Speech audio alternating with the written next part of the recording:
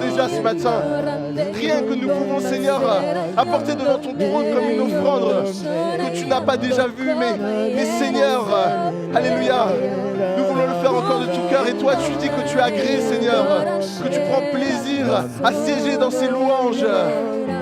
Alléluia, alléluia, alléluia, je viens t'offrir, Seigneur.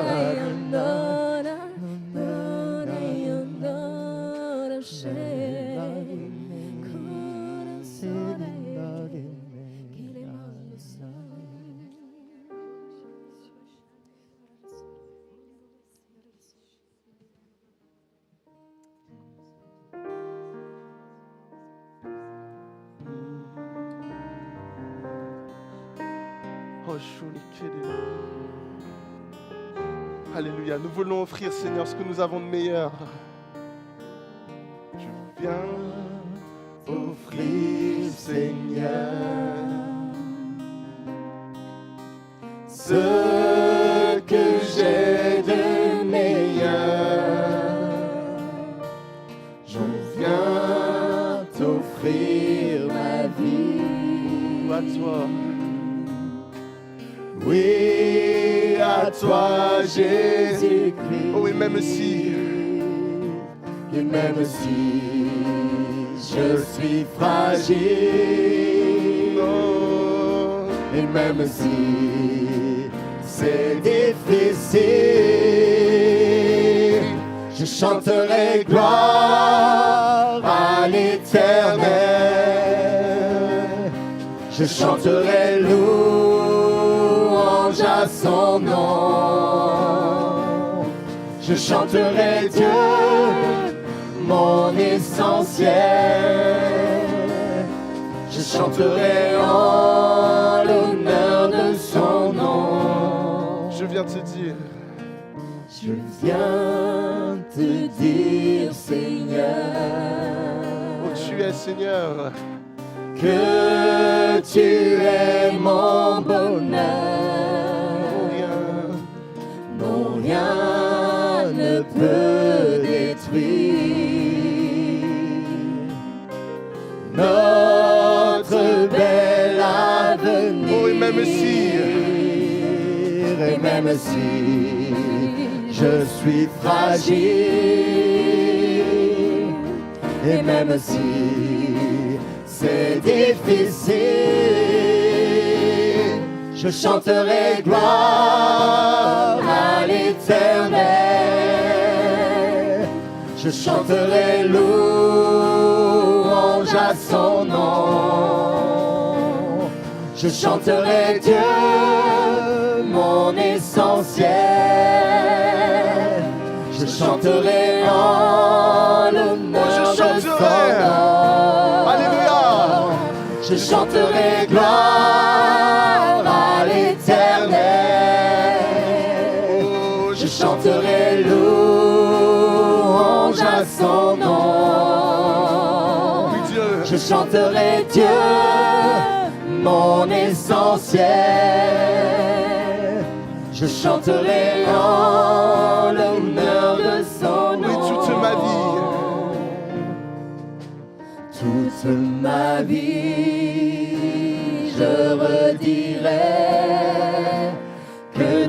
as donné ta vie.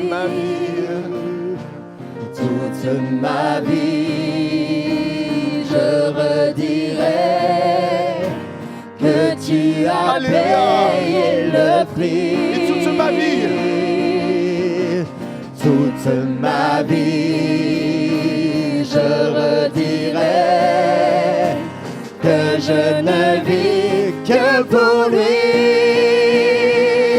Je chanterai gloire à l'Éternel. Je chanterai louange à son nom. Je chanterai Dieu, mon essentiel. Je chanterai en l'honneur de son nom. Je chanterai gloire à l'Éternel. Je chanterai louange à son nom. Je chanterai Dieu, mon essentiel. Je chanterai en l'honneur de son nom. Alléluia.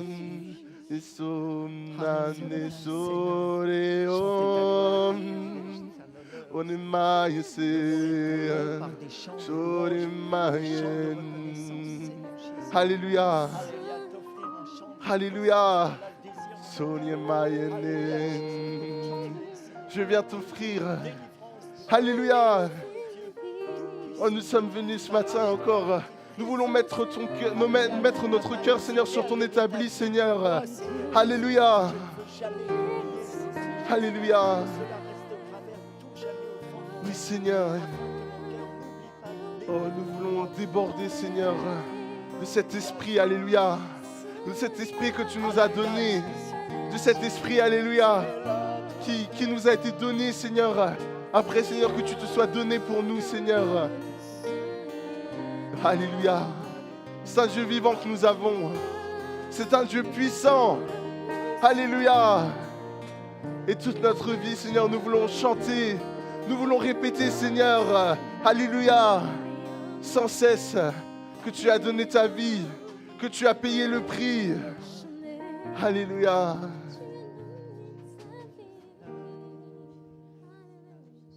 Alléluia. Rien ne peut expliquer, Seigneur. Rien ne peut expliquer.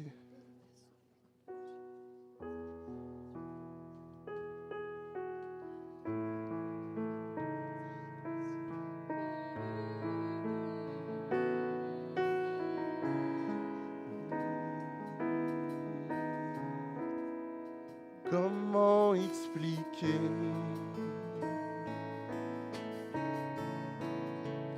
et comment décrire un amour si grand, si puissant que rien ne peut le contenir. Oh, tu sais mes espoirs. Seigneur, tu sais mes craintes. Et mes mots sont bien trop petits pour dire tout l'amour que j'ai pour toi. Alors entends. Alors entends mon cœur, mon esprit qui te loue. Et entends le chant. Entends le chant d'amour d'un enfant racheté. Je prendrai mes faibles mots pour te dire quel Dieu merveilleux tu es. Mais je ne pourrai pas te dire combien je t'aime. Alors entends mon cœur. Si tu comme la pluie, si tout comme la pluie. Les mots pouvaient couler. Et si j'avais l'éternité, je ne pourrais pas l'exprimer. Mais dans les battements, dans les battements de mon cœur, tu entendras toujours. Merci. Merci pour la vie, pour la vérité et pour le chemin. Alors entends mon cœur, nos esprits qui te louent. Entends le chant d'amour d'un enfant racheté. Je prendrai mes faibles mots pour te dire quel Dieu merveilleux tu es. Mais je ne pourrai pas te dire combien je t'aime. Alors entends mon cœur. Ensemble, tu sais nos espoirs. Tu sais nos espoirs. Seigneur, tu sais nos craintes et nos mots. Et nos mots sont bien trop petits pour dire tout l'amour que nous avons. Ensemble, entends nos cœurs. Alors entends nos cœurs, nos esprits qui te louent. Entends le chant d'amour de tout est racheté. Nous prendrons nos faibles mots pour te dire quel Dieu merveilleux tu es. Et nous ne pourrons pas te dire tout notre amour. Alors entends nos cœurs. Mais nous ne pourrons pas. Oui, nous ne pourrons pas te dire tout notre amour. Alors entends nos cœurs. Une dernière fois, nous ne pourrons pas. Non, nous ne pourrons pas te dire tout notre amour. Alors entends nos cœurs. Alléluia. Alléluia. Je voudrais qu'on prenne cet instant. Alléluia. Pour vraiment déclarer ce que Dieu a fait à la croix. Alléluia. Je veux que ce soit vraiment un moment spécial où on puisse s'approcher de notre Dieu et lui dire merci pour cet acte qu'il a fait, cet acte d'amour. Alléluia. Tellement grand, tellement puissant, alléluia, qu'il ne nous est même pas complètement saisissable, qu'on ne peut même pas comprendre toute l'étendue de sa portée. Alléluia. Merci Seigneur. Seigneur, je veux te remercier Seigneur, parce que tu as décidé un jour, Seigneur, de te donner, Seigneur, pour nous. Tu as décidé, alléluia, de te sacrifier. Alléluia. Alors que tu régnais, Seigneur. Alléluia. Alors que tu étais au-dessus de tout. Alléluia. Alors que tu possédais tout ce qu'on peut désirer. Alléluia, tu es descendu, Seigneur.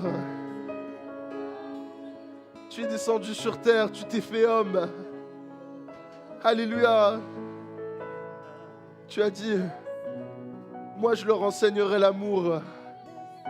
Moi je leur enseignerai à marcher selon tes voies. Moi je leur enseignerai ce qu'est le pardon. Alléluia. Et tu t'es fait Tu t'es fait, Seigneur, péché pour nous. Tu t'es fait sacrifice pour nous. Seigneur, Seigneur, nous voulons se dire, oui Seigneur, c'est vrai, nous ne pourrons pas, Seigneur, te dire tout notre amour, Seigneur. Oh, Seigneur, nos mots sont bien trop petits, nos mots sont limités ce matin. Alléluia.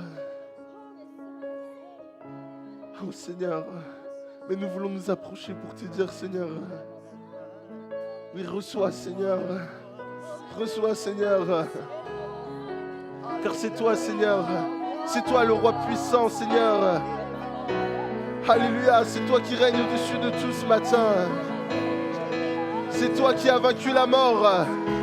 C'est toi qui as vaincu la maladie. C'est toi qui as vaincu les dominations. Alléluia. Alléluia.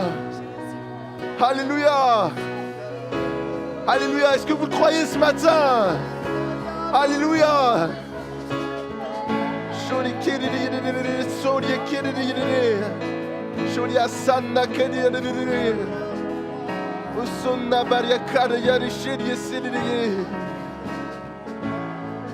Alléluia.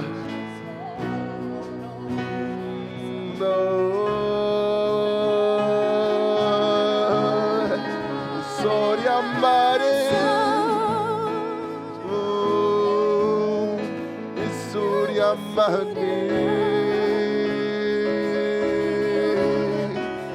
Surya Mana, oh Nimayesi, Surya Mana,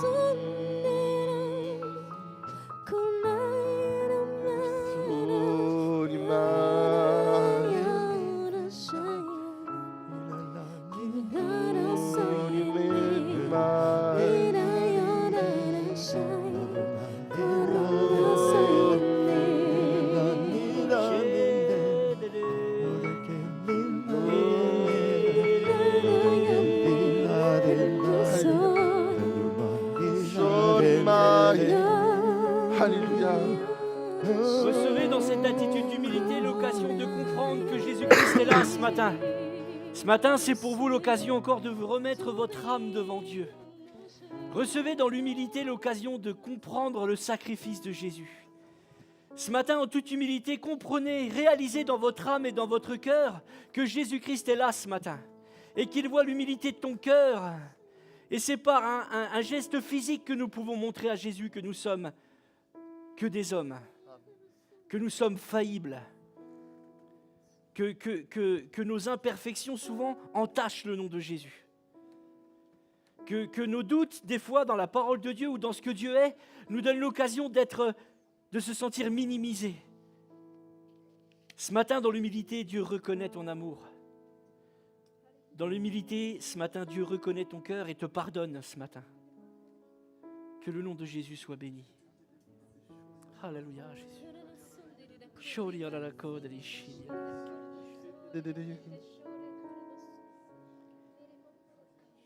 Il y a beaucoup d'entre vous, vous vivez dans la culpabilité. Vraiment, le Saint-Esprit ce matin insiste. Vous êtes tellement dans la culpabilité que vous avez oublié le nom de Jésus. Vous ne voyez plus que ce qui vous domine. Et c'est le péché qui domine. Ce qui vous domine, c'est la culpabilité et vous savez que vous n'y arriverez pas, que vous retomberez dedans. C'est quelque chose qui vous assaille chaque jour. Jésus-Christ est plus fort que cela. Amen. Jésus-Christ est plus fort que cela. Ce matin, Dieu t'appelle à faire un effort. L'effort de dire non, je refuse ce péché dans ma vie. Jésus, j'ai besoin de toi pour refuser ce péché dans ma vie. Alléluia. Jésus, j'ai besoin de toi pour changer. Seigneur, ce n'est pas une attitude de recommencement dans le péché. Seigneur, derrière ce pardon, Seigneur, que tu vas m'accorder, il y aura une attitude de changement. Ce matin, Jésus-Christ te dit, si tu décides ce matin de plier le genou, de dire au Seigneur, j'ai besoin de toi pour que ça s'arrête dans ma vie, il est fidèle et juste pour te pardonner ce matin. Gloire au Seigneur Jésus.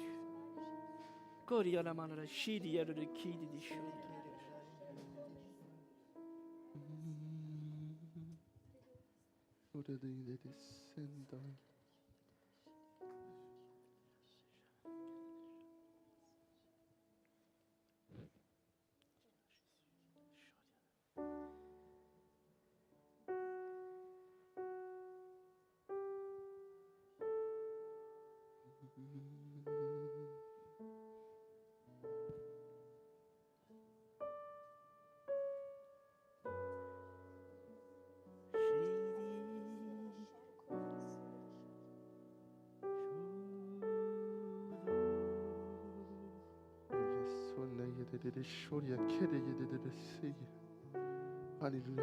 En présence.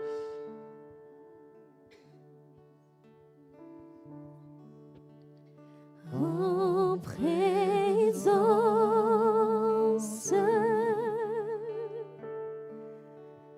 de l'Éternel,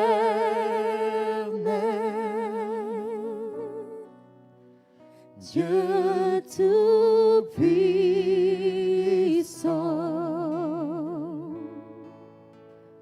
Roi de paix,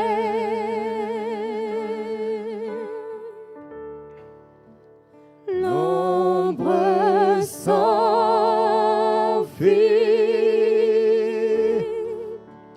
je suis guéri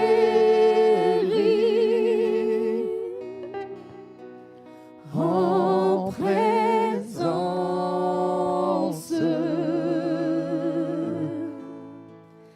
du grand roi.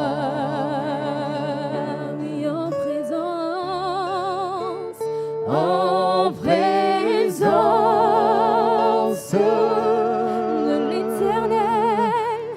de l'Éternel,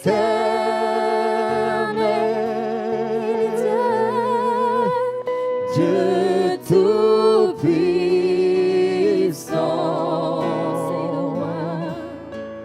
Roi de paix, l'ombre s'enfuit, l'ombre s'enfuit,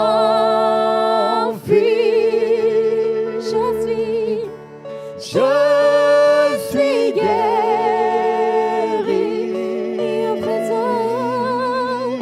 en présence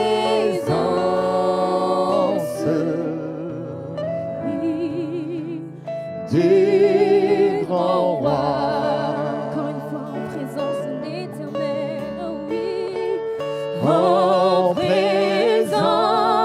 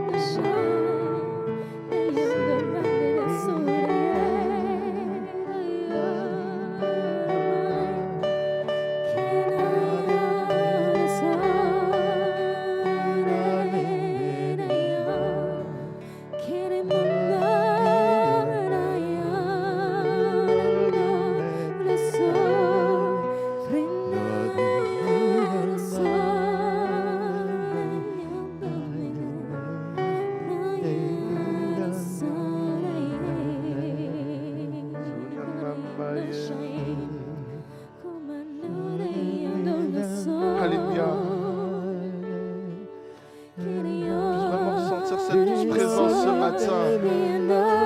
Alléluia.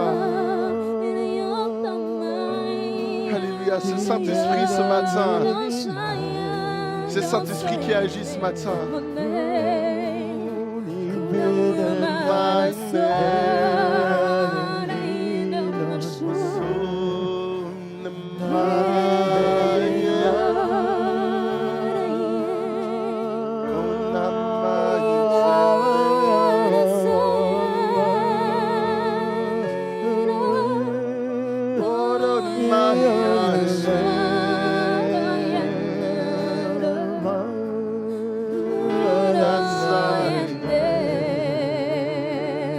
Alléluia. Alléluia. Alléluia. Remettons la gloire à notre Dieu ce matin. Remettons la gloire à notre Dieu ce matin. Alléluia. Nous voulons lui dire merci. Alléluia. Disons encore. Tu sauves avec puissance. Alléluia.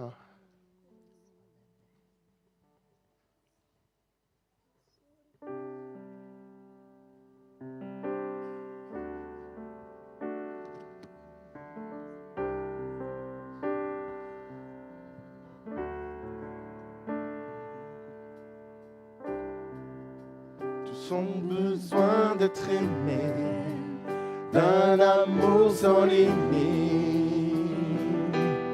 Que ta grâce coule en moi. Tous ont besoin de pardon, de la bonté d'un sauveur. Et l'espoir. L'espoir des nations.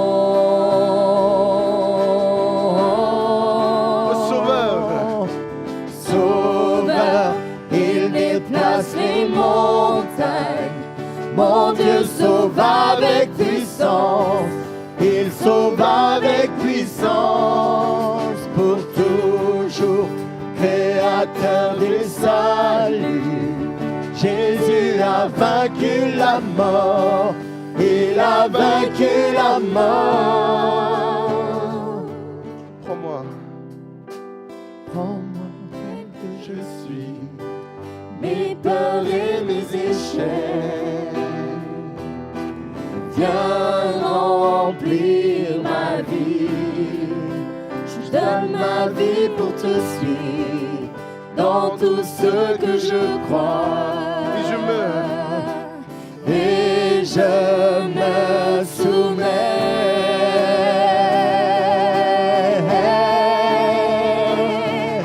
Sauveur, il déplace les montagnes. Mon Dieu sauve avec puissance. Il sauve avec puissance. Pour toujours, créateur du salut. Jésus a vaincu la mort. Il a vaincu la mort. Sauveur, il déplace les montagnes. Mon Dieu sauve avec puissance, il sauve avec puissance, pour toujours, créateur du salut. Jésus a vaincu la mort, il a vaincu la mort. Resplendit pour que le monde voie. Nous chantons pour la gloire du roi ressuscité. Jésus resplendit pour que le monde voie. Nous chantons pour la gloire du roi ressuscité. Alléluia encore. Jésus resplendit pour que le monde voie.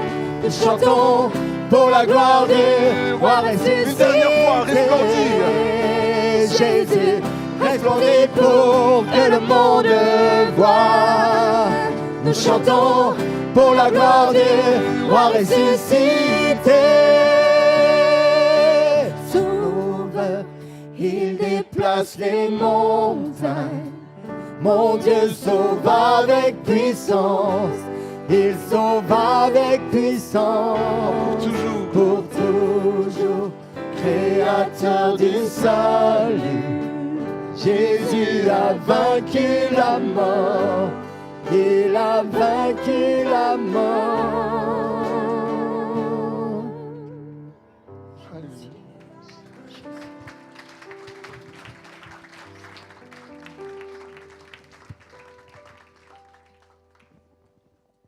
Amen. Merci Seigneur encore pour ta présence ce matin. Merci Seigneur encore de bénir le groupe. Bénis Seigneur tous ceux qui sont là ce matin et même tous ceux qui n'ont pas pu venir. Seigneur, vraiment, bénis-les chacun dans leur vie Seigneur. Amen. Amen. Bon, alors, ce matin c'est un peu particulier parce que c'est un matin où j'ai eu plein de galères. Alors je ne sais pas si ça vous est déjà arrivé, mais moi ce matin je l'ai vécu en tout cas. Panne d'imprimante, panne de plein de choses. Donc ma femme a tout recopié pendant la louange, elle s'est sacrifiée pour moi. Je voudrais vraiment encore t'honorer et te dire merci Mariam. Merci parce que tu es mon ami, tu es ma femme et je t'aime. Voilà. Amen. Amen. Amen. Alors ce matin on va prendre un passage dans Matthieu 26, versets 47 à 50.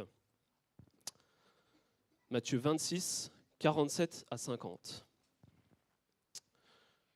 Comme il parlait encore, voici Judas, l'un des 12 arriva, et avec lui une foule nombreuse armée d'épées et de bâtons envoyés par les principaux sacrificateurs et par les anciens du peuple. Celui qui le livrait leur avait donné ce signe. Celui que je baiserai, c'est lui. Saisissez-le. Aussitôt, s'approchant de Jésus, il dit « Salut Rabbi !» et il le baisa. Jésus lui dit « Mon ami, ce que tu es venu faire, fais-le. » Alors ces gens s'avancèrent, mirent la main sur Jésus et le saisirent. Amen. Alors ce matin, j'aimerais éclaircir avec vous, si vous le voulez bien, dans le texte, Judas, en fait, Jésus dit à Judas, mon ami, ce que tu es venu faire, fais-le. Et c'est sur mon ami ce matin qu'il faut une petite précision quand même. Parce que le problème, c'est que mon ami en français, ça indique forcément quelque chose de positif. Un ami, c'est de l'affection, c'est de l'amour, c'est de l'amitié, c'est de la communion fraternelle, tout ce que vous voudrez, donc c'est positif. Alors, comme Jésus dit ce soir-là à Judas, mon ami, quelques-uns ont cru, des faits de voir en conclure que Jésus considérait Judas comme son ami, jusque dans cette circonstance-là. D'où l'idée que tout le monde est ami de Jésus, et jusqu'au bout, et quoi qu'il arrive. Or, ceci est totalement et tout à fait faux. C'est un peu dommage, parce que c'était ici la traduction, et le traducteur n'a pas eu le choix, parce que le mot « mon ami » en grec, c'est hétéros. Et en français, il n'y a pas d'équivalent à proprement dit pour décrire hétéros parfaitement. Donc il l'a décrit comme mon ami. Mais ce n'est pas tout à fait juste. Et ce mot hétéros, qui indique l'amitié, c'est un mot qui a uniquement servi pour normalement l'interjection dans le grec, c'est-à-dire pour parler à quelqu'un, pour interpeller quelqu'un dans la rue. Une interjection. Mais on n'a pas de relation avec cette personne-là. Et en français, on employait cette expression, mon ami, il y a déjà quelques années. J'ai fait des recherches et c'était un petit peu dans la bourgeoisie, vous savez. Mais quand on voyait le facteur nous apporter un paquet, par exemple, dans la bourgeoisie, on disait « Tenez mon ami », en lui tendant une petite pièce. « Tenez mon ami ». Mais encore une fois, c'était une sorte de civilité. On n'avait pas de relation. On ne le regardait même pas. On n'aurait pas pu le retrouver une nouvelle fois dans la rue. C'était juste un mot, une civilité. Seulement le problème, c'est quand le traducteur arrive là en français, il n'y a pas vraiment, encore une fois, pas d'équivalent.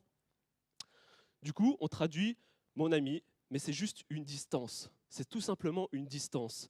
Et Jésus, là, avec Judas, impose une distance. Et c'est intéressant de voir qu'il n'y a que Matthieu, dans le Nouveau Testament, qui emploie ce mot, hétéros. Et vous le retrouvez 3 fois dans la Bible. La première fois dans le passage qu'on vient de lire. La deuxième fois, c'est dans la parabole des noces de l'invité. Je ne sais pas si ça vous parle. Quand l'homme arrive, et il n'est pas habillé, on dirait qu'il est habillé en bleu de travail. Et il manque de respect. Et l'ordonnateur va le voir et lui dit « Mais tu as vu ta tenue, comment que tu es ce matin ? Tu veux injurier les mariés ?» Et il dit « Écoute, mon ami, comment tu as pu rentrer ici de cette façon ? Dehors. Et jetez-le dans les ténèbres du dehors. » C'est pas amical, hein ? Et encore une fois, c'est le même mot qu'on retrouve. Dans la deuxième, on le retrouve aussi dans la parabole des ouvriers, de la première heure et de la dernière heure. Parce qu'un ouvrier conteste le maître. Et il s'approche du maître, et le maître lui dit « Mais mon ami, je t'ai donné une pièce. Oui. Tu as reçu une pièce. Oui. Alors, tu veux quelque chose d'autre ? Sors, pars. » Et encore une fois, il utilise l'interjection « mon ami ». Mais ce n'est pas amical. Alors, les 3 fois, ça met une distance. Alors, ne disons jamais que Judas était l'ami de Jésus. parce que c'est faux. Au sens de l'amitié, c'est totalement faux. C'est son ennemi. Et Dieu a des ennemis. Oui, Dieu a tant aimé le monde. C'est-à-dire qu'il a tout fait pour que toute personne puisse changer. Amen. Mais au sens de l'affection, on est ami de Dieu si on devient ami de Dieu. L'amitié, c'est quelque chose qui se fabrique. C'est quelque chose qui se génère. C'est quelque chose qui se construit, qui se mérite. Quand on a dit d'Abraham qu'il était l'ami de Dieu, mais regardez dans la Bible, on ne trouve pas une kyriade de personnes qui sont indiquées comme amis de Dieu. C'est très rare. C'est extrêmement rare. Même des fois, je ne sais pas si vous avez déjà remarqué, certains évangélistes, on a des expressions, parfois on ne s'en rend pas compte. Levez les mains et vous devenez l'ami de Jésus. Mais ce n'est pas juste. C'est totalement faux. Ce n'est pas juste. Ce n'est pas vrai. Tu peux devenir sauvé, mais tu deviens ami si tu le fréquentes. Il y a des tas de chrétiens qui sont sauvés, mais qui ne sont pas amis de Jésus. Et ça, il faut l'avoir compris dans son cœur pour changer, pour s'améliorer. Jésus dit, et vous le remarquerez, la Bible nous le dit, Jésus dit aux 12, le dernier soir, il leur dit, « Ce soir, je vous appelle mes amis. » Ce soir, je vous appelle mes amis. Le dernier soir. Alors c'est quelque chose de nouveau, c'est un fait. Ce soir, c'est nouveau. Pourtant, les 12 étaient déjà apôtres. Donc ça veut dire qu'on peut être apôtre, mais pas ami de Jésus. Amen. Donc ça, c'est important de le souligner. On devient ami si on fréquente, si on construit cette relation avec Dieu, si on vit avec lui. Amen. Et ce matin, je vous apporte cela pour que on ne se contente pas seulement, et quand je dis seulement, seulement d'être sauvé, et ce n'est pas péjoratif, parce que seulement, je ne veux pas minimiser le sacrifice de Christ, mais je veux dire, une fois qu'on est sauvé, on doit aller à un état supérieur, on doit avancer, on doit rechercher la présence du Seigneur dans notre vie, on doit construire quelque chose avec lui, on doit vouloir aimer rechercher sa présence, on doit aimer le louer tous les jours, on doit aimer lui emmener tous les sujets de notre vie qui nous peinent. C'est ça, construire l'amitié avec Jésus, pour qu'on devienne amis de Jésus au quotidien, et que notre vie change et qu'on voit des choses et qu'on rentre pleinement dans la destinée que le Seigneur a voulu pour nous. Mais c'est la seule condition, c'est de travailler notre relation avec lui. Amen. Amen. Pardon, j'ai fait une erreur, je n'ai pas appelé les frères pour la Sainte Seine. Jean-François, si tu veux bien venir. Lucas, Thierry. Et je vais appeler d'autres. Yves, si tu veux bien venir. Vas-y, Yves, s'il te plaît.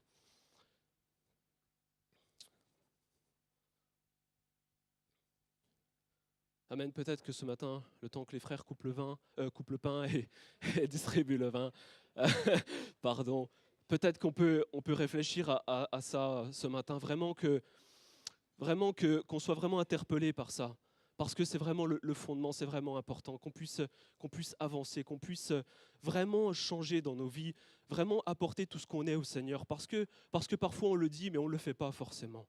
On dit être sauvé, on dit aimer Jésus, mais pourtant on lui apporte si peu. Pourtant, on passe tellement de peu de temps avec lui. Pourtant, on prie tellement peu. Pourtant, on lit la Bible tellement peu parce que des fois, ça nous fatigue, parce que des fois, c'est compliqué. Mais il faut changer.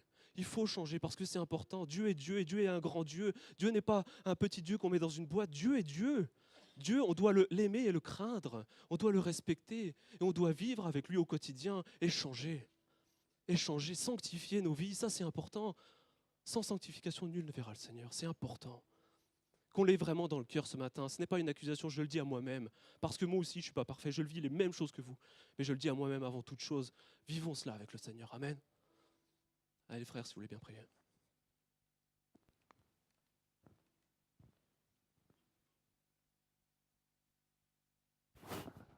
Tu nous as parlé ce matin, Seigneur. Tu t'es adressé à nos cœurs.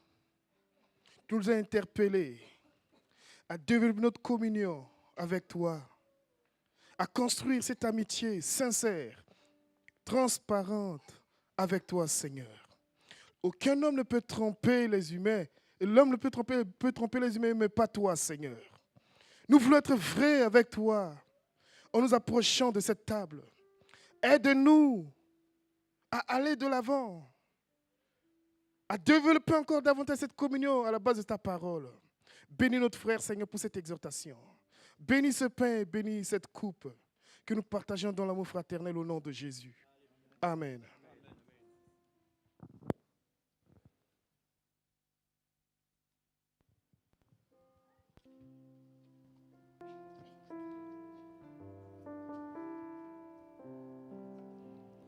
Oh.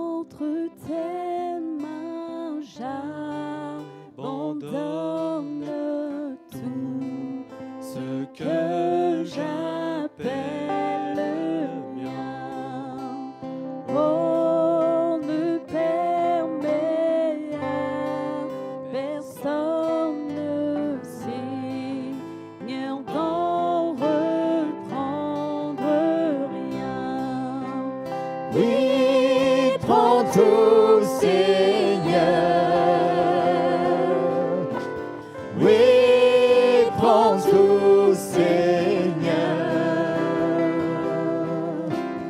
Entre tes mains, j'abandonne tout avec bonheur.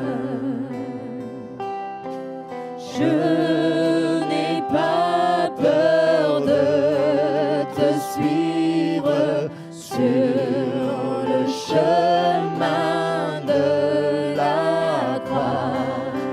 C'est pour toi que je veux vivre. Je connais, j'aime ta voix. Oui, prends tout, Seigneur.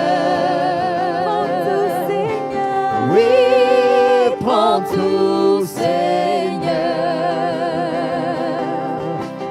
Sans rien garder, je te livre tout avec bonheur. Tu connais mieux que moi-même tous les besoins de mon cœur. Et pour mon bonheur suprême, tu veux me rendre vainqueur. Oui, prends tout. Oui, prends tout, Seigneur. Oui, prends tout, Seigneur. Je ne vis plus pour moi-même, mais pour mon Sauveur. Prends mon corps et prends mon âme, que tout en moi soit à toi, que par ta divine flamme tout ma soit détruit en moi. Oui, prends tout, Seigneur. Oui, prends tout, Seigneur. Prends mon corps et prends mon âme, règne sur mon cœur. Oui, prends tout. Oui, prends tout, Seigneur. Oui, prends tout, Seigneur. Prends mon corps et prends mon âme, règne sur mon cœur. Prends mon corps et prends mon âme, règne sur mon cœur.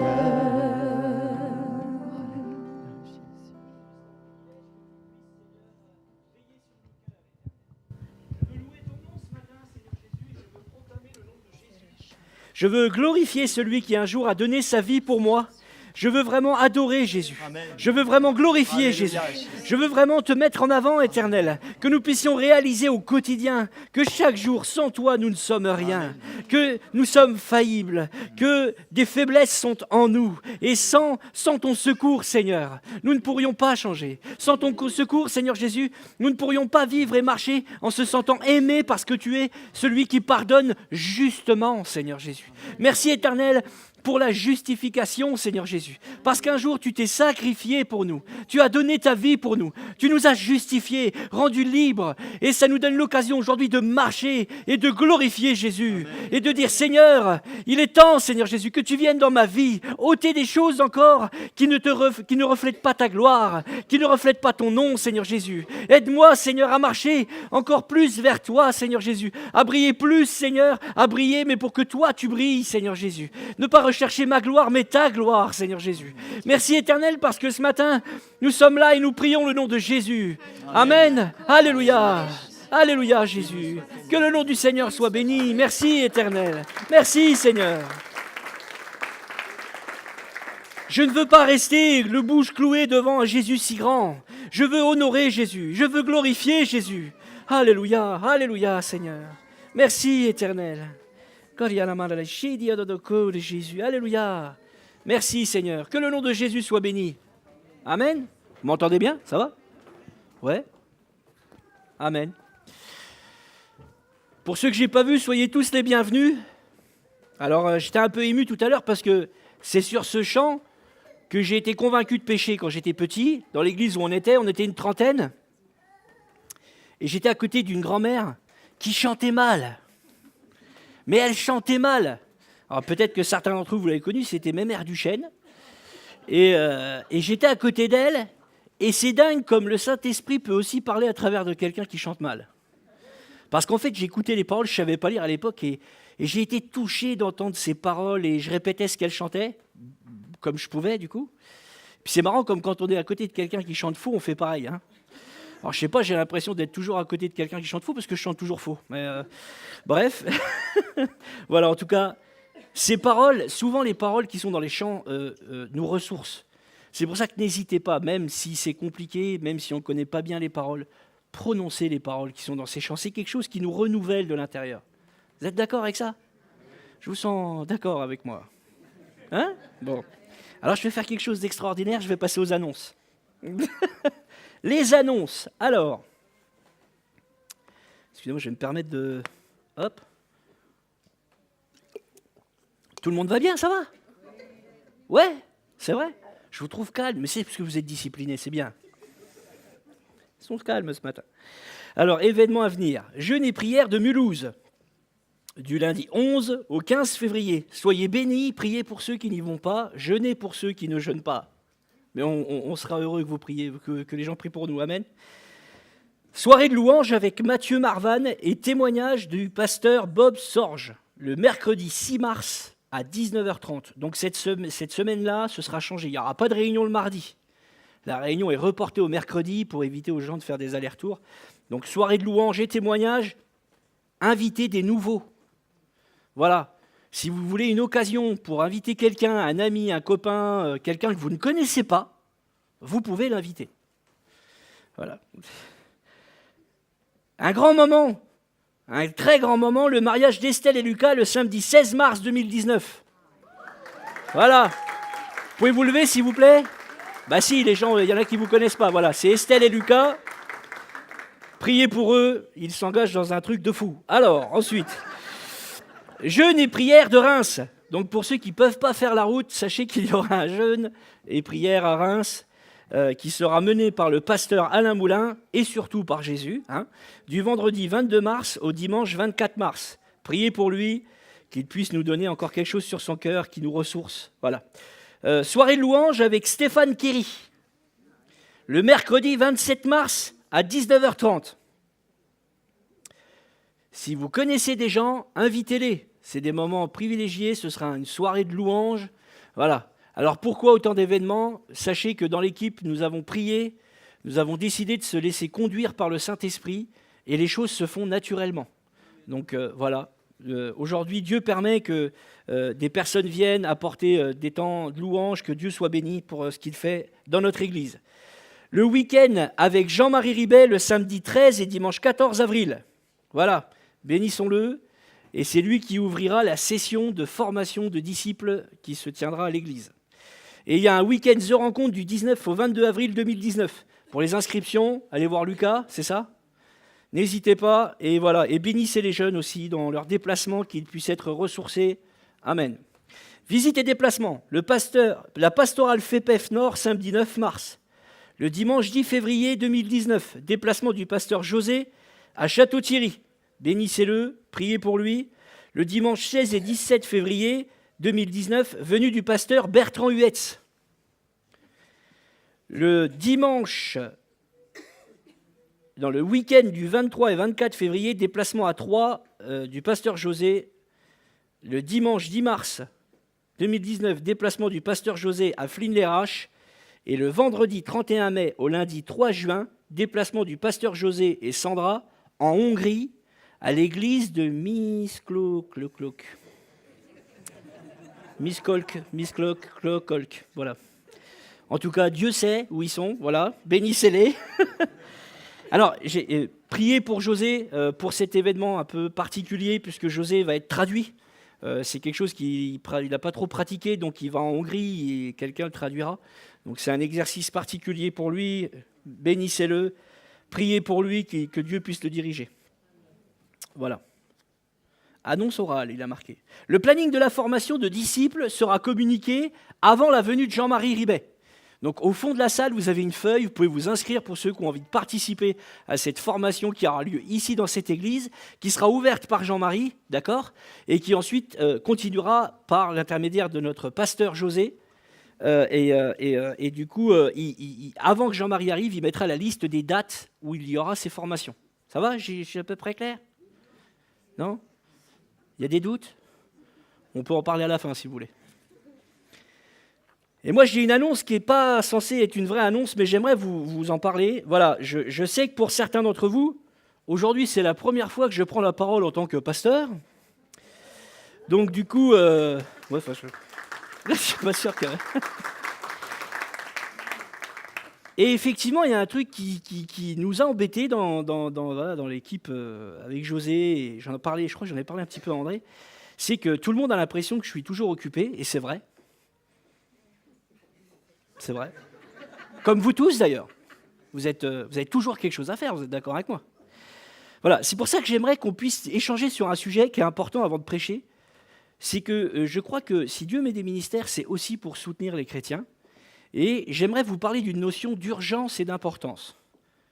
Voilà, j'aimerais vous dire que nous sommes là pour servir l'Église. Je vais parler aussi au nom de José, puisqu'il est au courant de ce que je suis en train de dire. Nous avons des numéros de téléphone sur lesquels nous sommes joignables. Et il y a ce qu'on appelle le degré d'importance. Est-ce que vous savez la définition et la différence entre ce qui est urgent et important? Alors, ce qui est urgent, c'est la santé. Ça, c'est très urgent de s'en occuper, spirituellement. C'est les décès, c'est les accidents de voiture, c'est un enfant qui se perd, peut-être dans la drogue, dans l'alcool. C'est des situations conflictuelles dans un couple qui pourraient amener à être dangereux, etc. Je voulais vous dire que nous sommes là pour ça. Et effectivement, Dieu nous appelle à arrêter tout ce qu'on est en train de faire pour s'occuper des brebis. Ça, c'est urgent. Et ce qui est important, c'est en ce moment, je ne vais pas bien, pasteur. On peut prendre rendez-vous mardi ou mercredi, par exemple.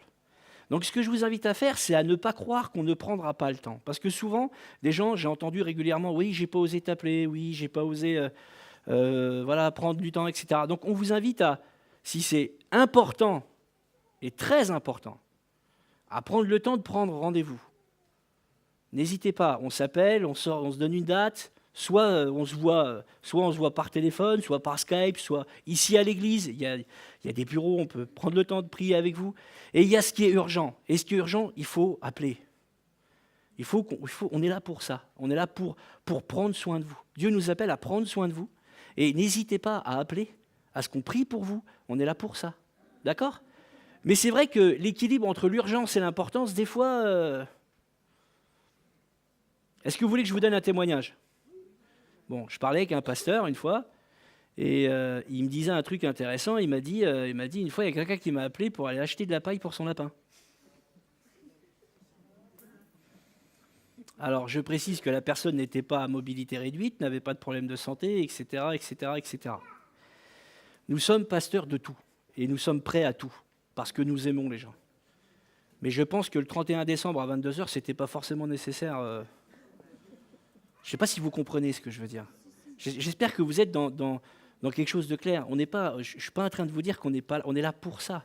Et s'il faut le faire, on le fera.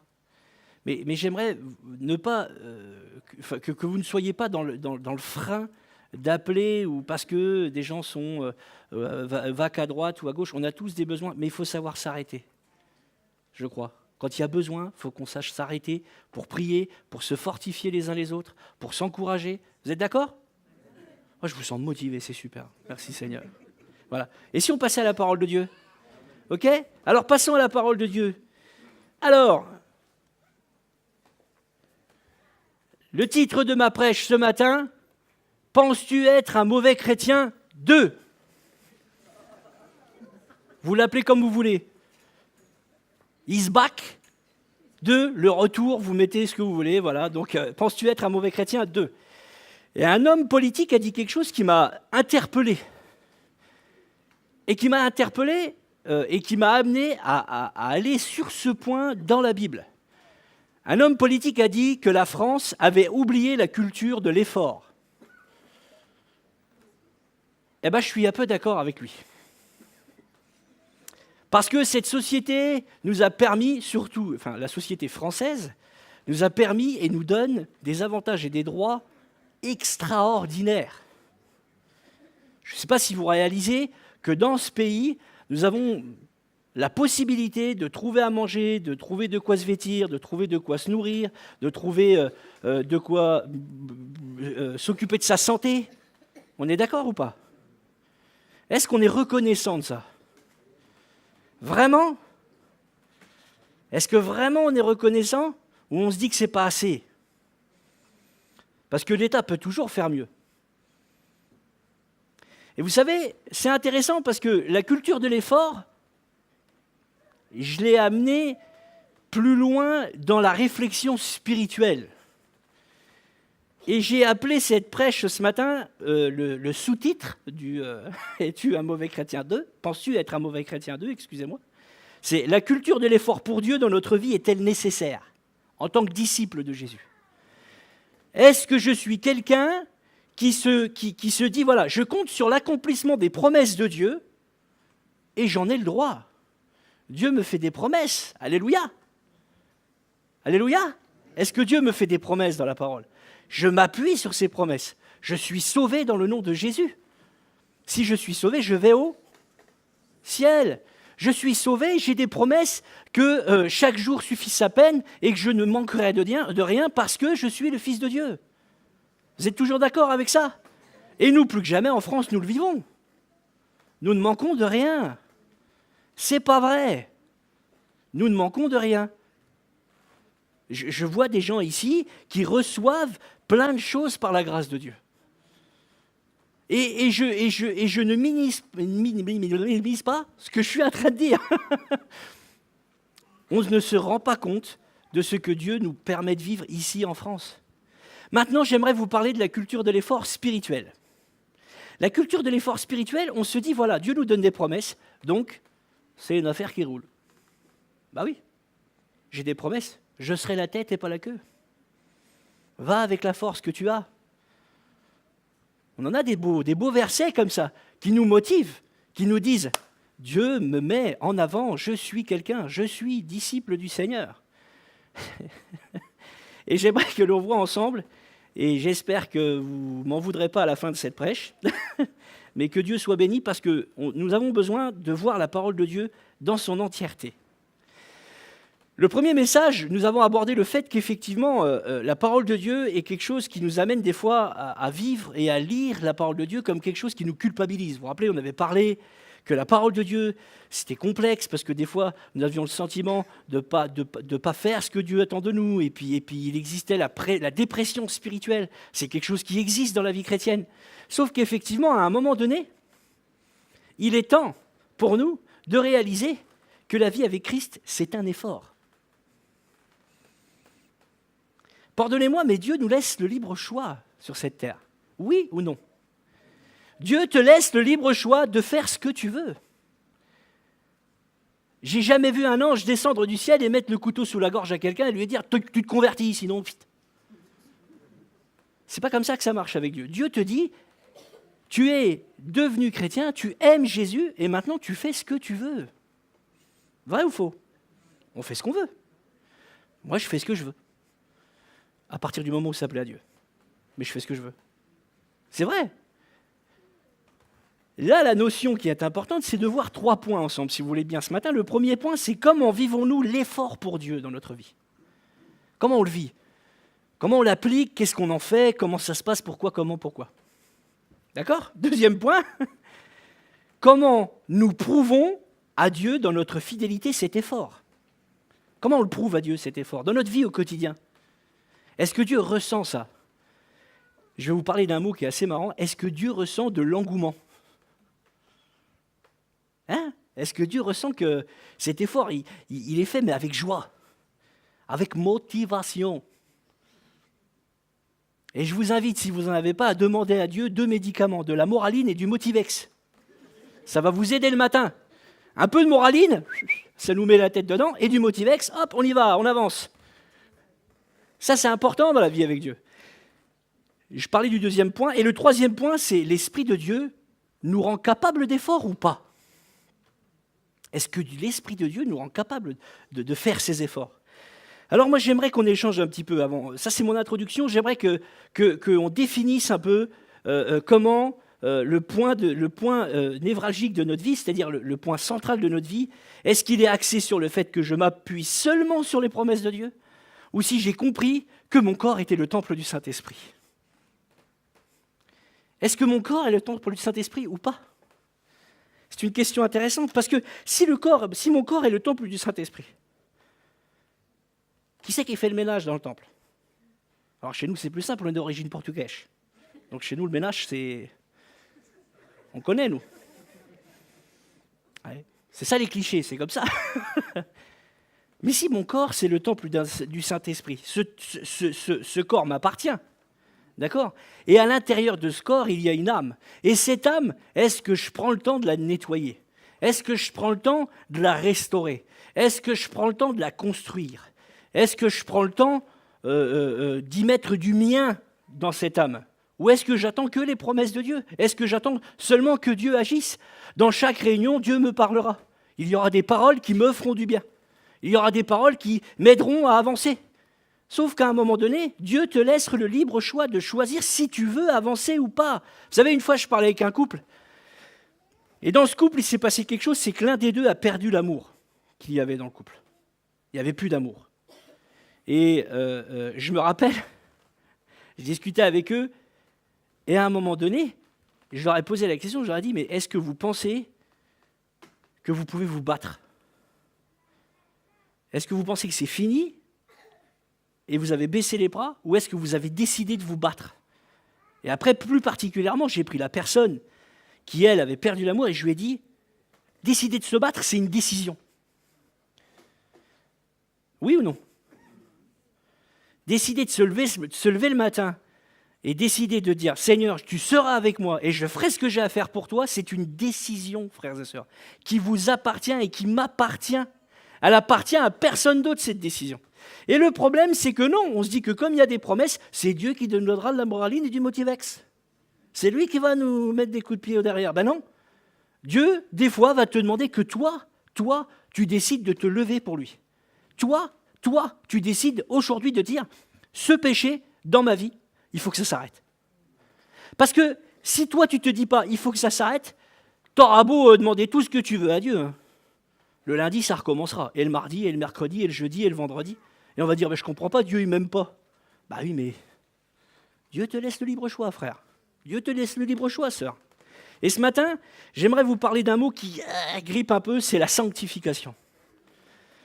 Parce que la culture de l'effort dans la vie chrétienne, c'est ça. C'est le centre de notre vie aujourd'hui. Nous qui aimons Dieu, qui connaissons Dieu, c'est l'effort de vivre la sanctification avec Christ. Et ça, Dieu nous amène à y réfléchir. J'ai plusieurs questions à vous poser. Est-ce que j'ai compris que mon corps était le Saint-Esprit? Nous en avons parlé un petit peu. Est-ce que oui ou non, il est le temple du Saint-Esprit? Si oui, il est le temple du Saint-Esprit, qu'est-ce que je fais de mon intérieur, de ce corps? Qu'est-ce que je fais de mon âme? Ma pensée est-elle en parfaite harmonie avec la présence du Fils de Dieu? Une deuxième question. c'est cultiver l'effort de se présenter devant Dieu pour garder mes pensées captives à l'œuvre de Christ. Et ce n'est pas le contraire. Ce n'est pas Dieu qui vient se présenter à moi, c'est moi qui dois cultiver cette présence en Dieu. J'aimerais qu'on remette l'église au centre du village. Du coup, c'est une circonstance, nous sommes dans une église, donc on est au centre du village. Amen. Vous n'avez pas envie de rire ce matin, ça va être compliqué, c'est pas grave. Mais en tout cas, voilà, la complexité, c'est de se dire que c'est pas Dieu qui vient, c'est nous qui nous approchons de lui, puisque Dieu nous laisse le libre choix. Si tu décides de ne pas te présenter devant Dieu, et je remercie le Saint-Esprit d'avoir parlé un petit peu au travers de la bouche de Dylan, parce que le Saint-Esprit, c'est ce qu'il fait. Cultiver la présence de Dieu, c'est nous qui décidons de la cultiver ou pas. C'est nous qui décidons de nous présenter devant Dieu. Pardonnez-moi, mais personne ne le fera à votre place. Personne. Les pasteurs peuvent prendre du temps avec vous, peuvent prier pour vous, mais quand vous rentrez chez vous, c'est vous qui décidez de ce que vous faites pour votre vie. Nous avons fait le choix, dans l'équipe pastorale, de prendre le temps avec les gens, mais de les laisser mûrir dans le Seigneur. Vous savez, il y a des églises, ils font un truc, ils infantilisent les chrétiens. Je vous le dis. Il y a des églises où le pasteur il dit tout à tout le monde. Ah ben non, t'achètes telle voiture, non, t'achètes pas ça, non, tu fais ça. Je vous le dis, ça existe. Ils infantilisent. Et puis les gens, après, ils ont des décisions personnelles dans leur vie à prendre, puis ils deviennent des gens qui vont voir le pasteur pour lui dire « Mais tu penses que si je peins ma salle à manger en bleu... Vous voyez ? On rentre dans des trucs. À un moment donné, il ne faut pas oublier que cette culture de la présence de Dieu, elle se cultive dans l'effort de l'âme. On se bat pour se présenter devant Dieu. C'est une lutte quotidienne. C'est un effort à faire. Et cet effort, il vient de toi, par toi, et personne d'autre. Personne ne pourra le faire à ta place. Quand tu vis un combat, tu le vis ça. Quand tu es dans le combat, mon frère, ma sœur, quand tu es perdu dans ton combat, on se sent seul, hein, mais on se sent terriblement seul. Terriblement seul. Mais vous n'êtes pas seul. Il attend juste que vous l'interpelliez, Jésus. Et il sera là si vous l'interpellez. Tout à l'heure, Dylan disait quelque chose de très juste, je suis tellement heureux. Dylan disait, voilà, on cultive l'amitié avec Dieu. Mais complètement. Alors, tu dis que tu as un ami, puis tu ne me connais pas. C'est intéressant comme débat. L'amitié, ça se construit. Alors, j'ai une question qui est un peu interpellante, mais mon intelligence personnelle est-elle disciplinée ou rebelle contre Christ ?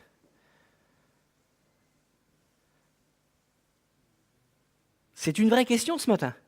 Est-ce que mon intelligence est-elle disciplinée pour Christ ou est-elle rebelle contre Christ ?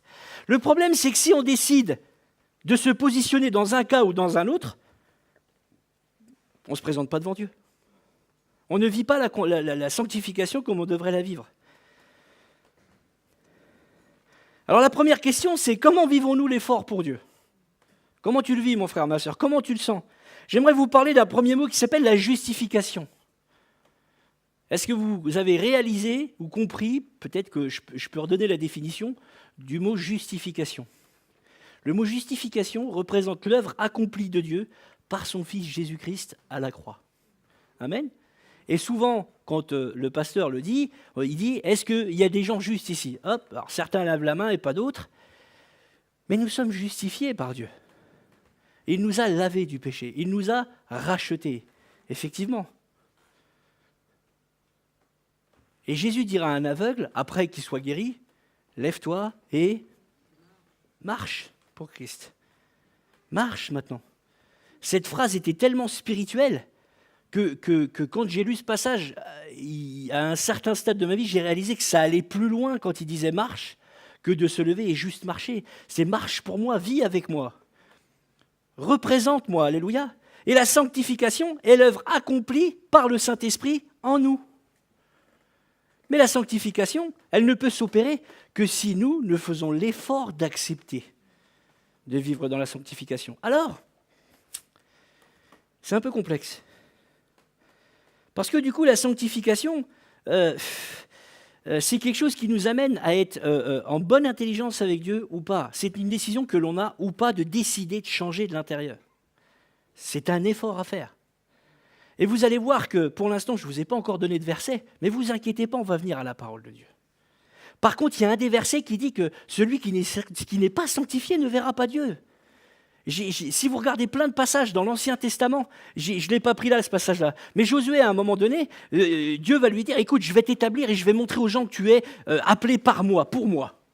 Et la première chose qu'il va dire au peuple, c'est qu'avant de traverser une rivière ou un fleuve, vous appelez ça comme vous voulez, il va dire au peuple, sanctifiez-vous, parce que Dieu va agir. Qui veut des miracles dans cette église ?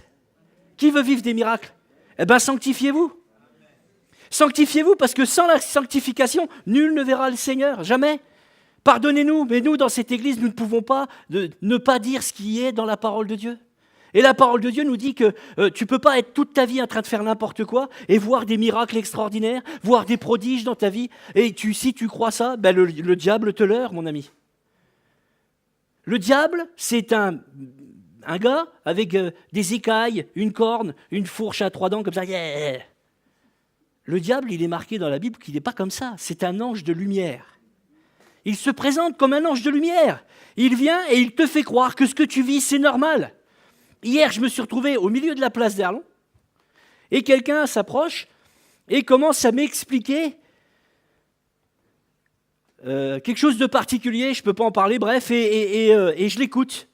Et cette personne me demande de l'argent. Alors je lui pose des questions.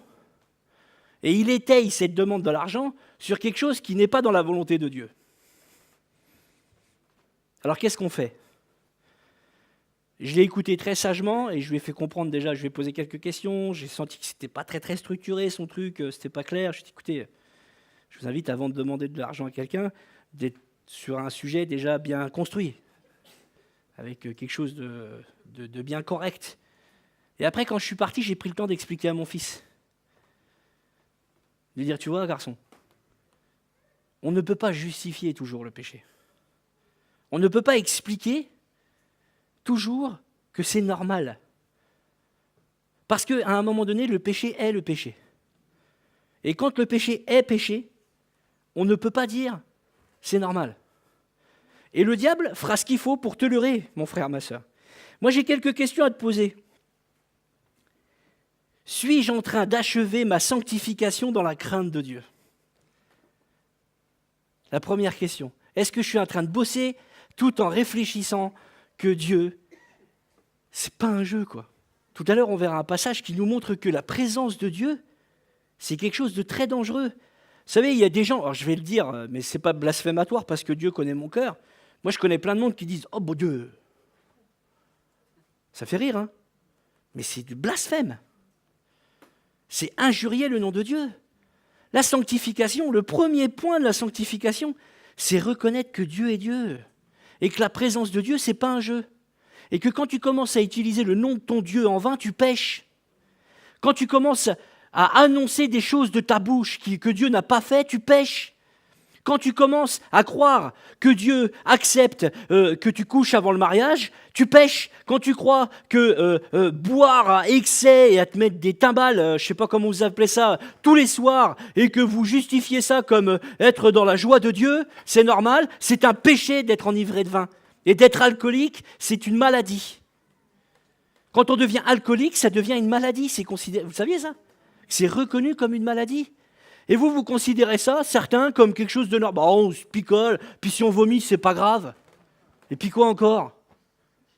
Non mais à un moment donné, il faut mettre des mots sur les choses. Ma vie n'a pas toujours été glorieuse en Dieu. Je suis comme vous. J'ai fait des choses pas claires devant Dieu. Sauf que quand je me suis représenté devant Dieu, j'étais pas bien. Et à un moment donné, ma femme a été patiente. Elle a accepté des choses dans ma vie. Parce qu'elle était plus sanctifiée que moi à l'époque. Maintenant, on est pareil, ça va. Je vous le dis, j'ai pas de honte de le dire qu'elle était plus sanctifiée que moi. Elle a vu des... Je vous garantis que si Dieu passait certains films de ma vie, je dirais « Ah, papa, non, je vais arrêter tout de suite, c'est bon, j'ai compris. » Parce qu'à un moment donné, j'ai oublié qui était Dieu. Et le vrai sujet, c'est que j'ai oublié que je représentais Dieu. Pardonnez-moi, mais combien de fois j'ai annoncé l'évangile à des gens, j'ai côtoyé des gens, je parlais de Dieu, et dans ma vie, je reflétais tout le contraire de ce qu'était Dieu. Alors du coup, j'ai évangélisé, j'ai parlé de lui, j'ai parlé de ses miracles, j'ai parlé de la grandeur de Dieu, et après, dans mon attitude, j'ai fait tout le contraire de ce qu'était Jésus-Christ. Et ça, c'était un effort de ma part à faire. Et c'est un effort de votre part à faire aujourd'hui, frères et sœurs. Vous ne pouvez pas expliquer à quelqu'un, il n'y a qu'un faucon, ou fais ce que je dis, mais fais pas ce que je fais. On rentre dans de la religiosité, frères et sœurs. On devient des religieux quand on est comme ça. J'aime bien parce qu'on a une expression dans le domaine professionnel qui dit, ça existe dans plusieurs domaines, on fait des réunions, ce qu'on se dit, on l'écrit, et ce qu'on l'écrit, on l'applique. C'est clair ou pas? Il y a des notes de service, il y a des trucs, il y a des machins, avec la parole de Dieu, c'est pareil. Jésus, il te dit, j'ai écrit quelque chose, maintenant que c'est écrit, on l'applique. Ouf. Ah ben non, Seigneur. Ah ben non, pas le mensonge. Mais je mens pas, je cache. Ou je dis pas. Vous savez, moi j'ai quelqu'un, une fois je discutais avec lui, j'ai été étonné de voir comment il avait étayé ce truc-là, mais alors, spirituellement, c'était... Ah, moi j'ai dit, alors là, j'aurais pas fait mieux. Moi je tchatche bien, hein, quand même. Mais alors là, bravo. Le gars, je lui parle et il me dit, voilà, moi je pense que Dieu sait tout, connaît tout. Je dis, ouais, ok, d'accord. Et puis je lui disais, puis moi, vous savez, le mensonge, moi je suis un spécialiste. S'il y avait eu des médailles, j'aurais été le champion du monde. Hein. À ma grande honte. Mais du coup, ce qui a été intéressant, c'est que je commence à parler avec cette personne, puis la personne me dit, écoute, moi je suis quelqu'un d'honnête dans la vie, tout ça. Je dis, bah, tu sais que c'est une belle valeur. Je lui dis, c'est une vraie valeur. D'être honnête et droit, c'est quelque chose de magnifique. Et puis il discute avec moi et tout ça, et ça. Et puis après, je lui dis, bah alors, et ça, t'en as parlé? Oh non, non, je ne l'ai pas dit. Ben, je dis, j'ai pas menti, je ne l'ai pas dit.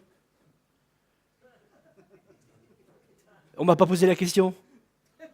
Ben, je dis, ouais, ben, il faut en parler, c'est important, tu peux pas laisser ça comme ça. Ben, et personne ne dit rien, c'est normal que je ne le dise pas. Et je dis, alors attends. Ben, il me dit, ouais, Dieu sait tout, si Dieu sait tout, il permettra que ce soit mis en lumière si je dois le dire.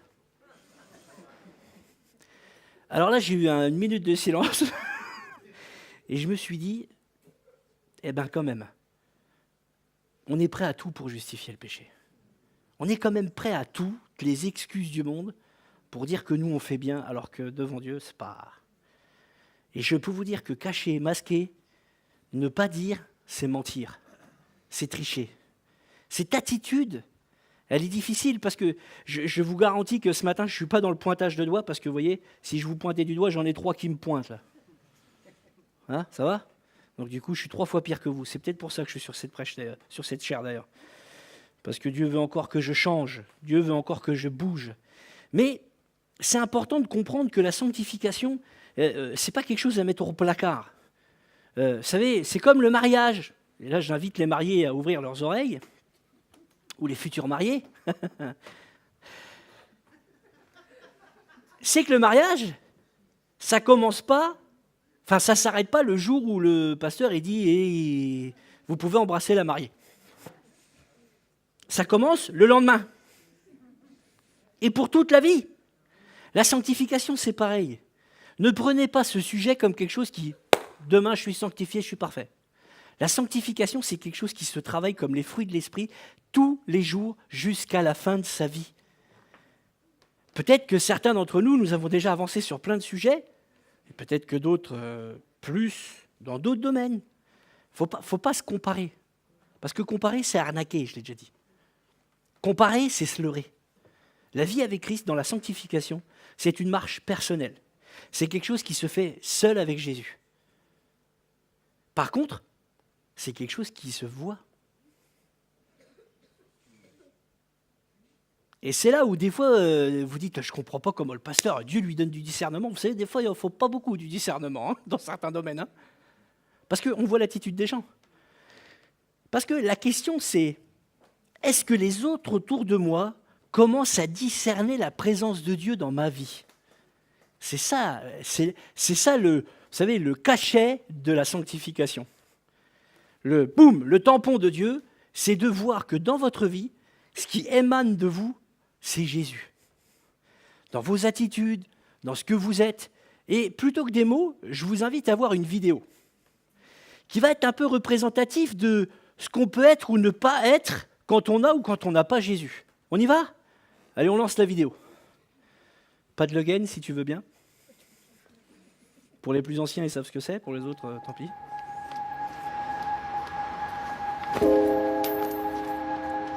Vous pouvez pas dire pardon? Oui, bah ça va, vous avez qu'à regarder où vous allez aussi.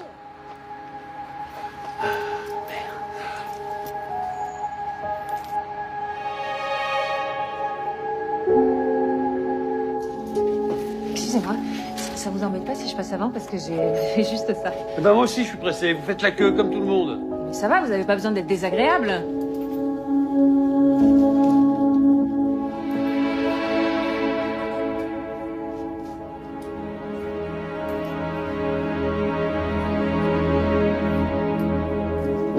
Les deux, monsieur. Moi, je prends un café, je pense.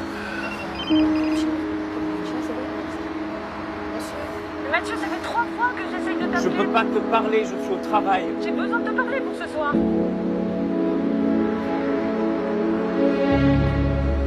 Monsieur? Mademoiselle, qu'est-ce que je vous sers? Attendez, déjà vous êtes sur une table de 4, vous pouvez pas aller sur une table de 2? Non, mais c'est pour être proche du chauffage. C'est pas possible. Monsieur, il y a personne. Non! Vous comprenez ce que je dis? Monsieur, il y a personne. Viens, on va bouger.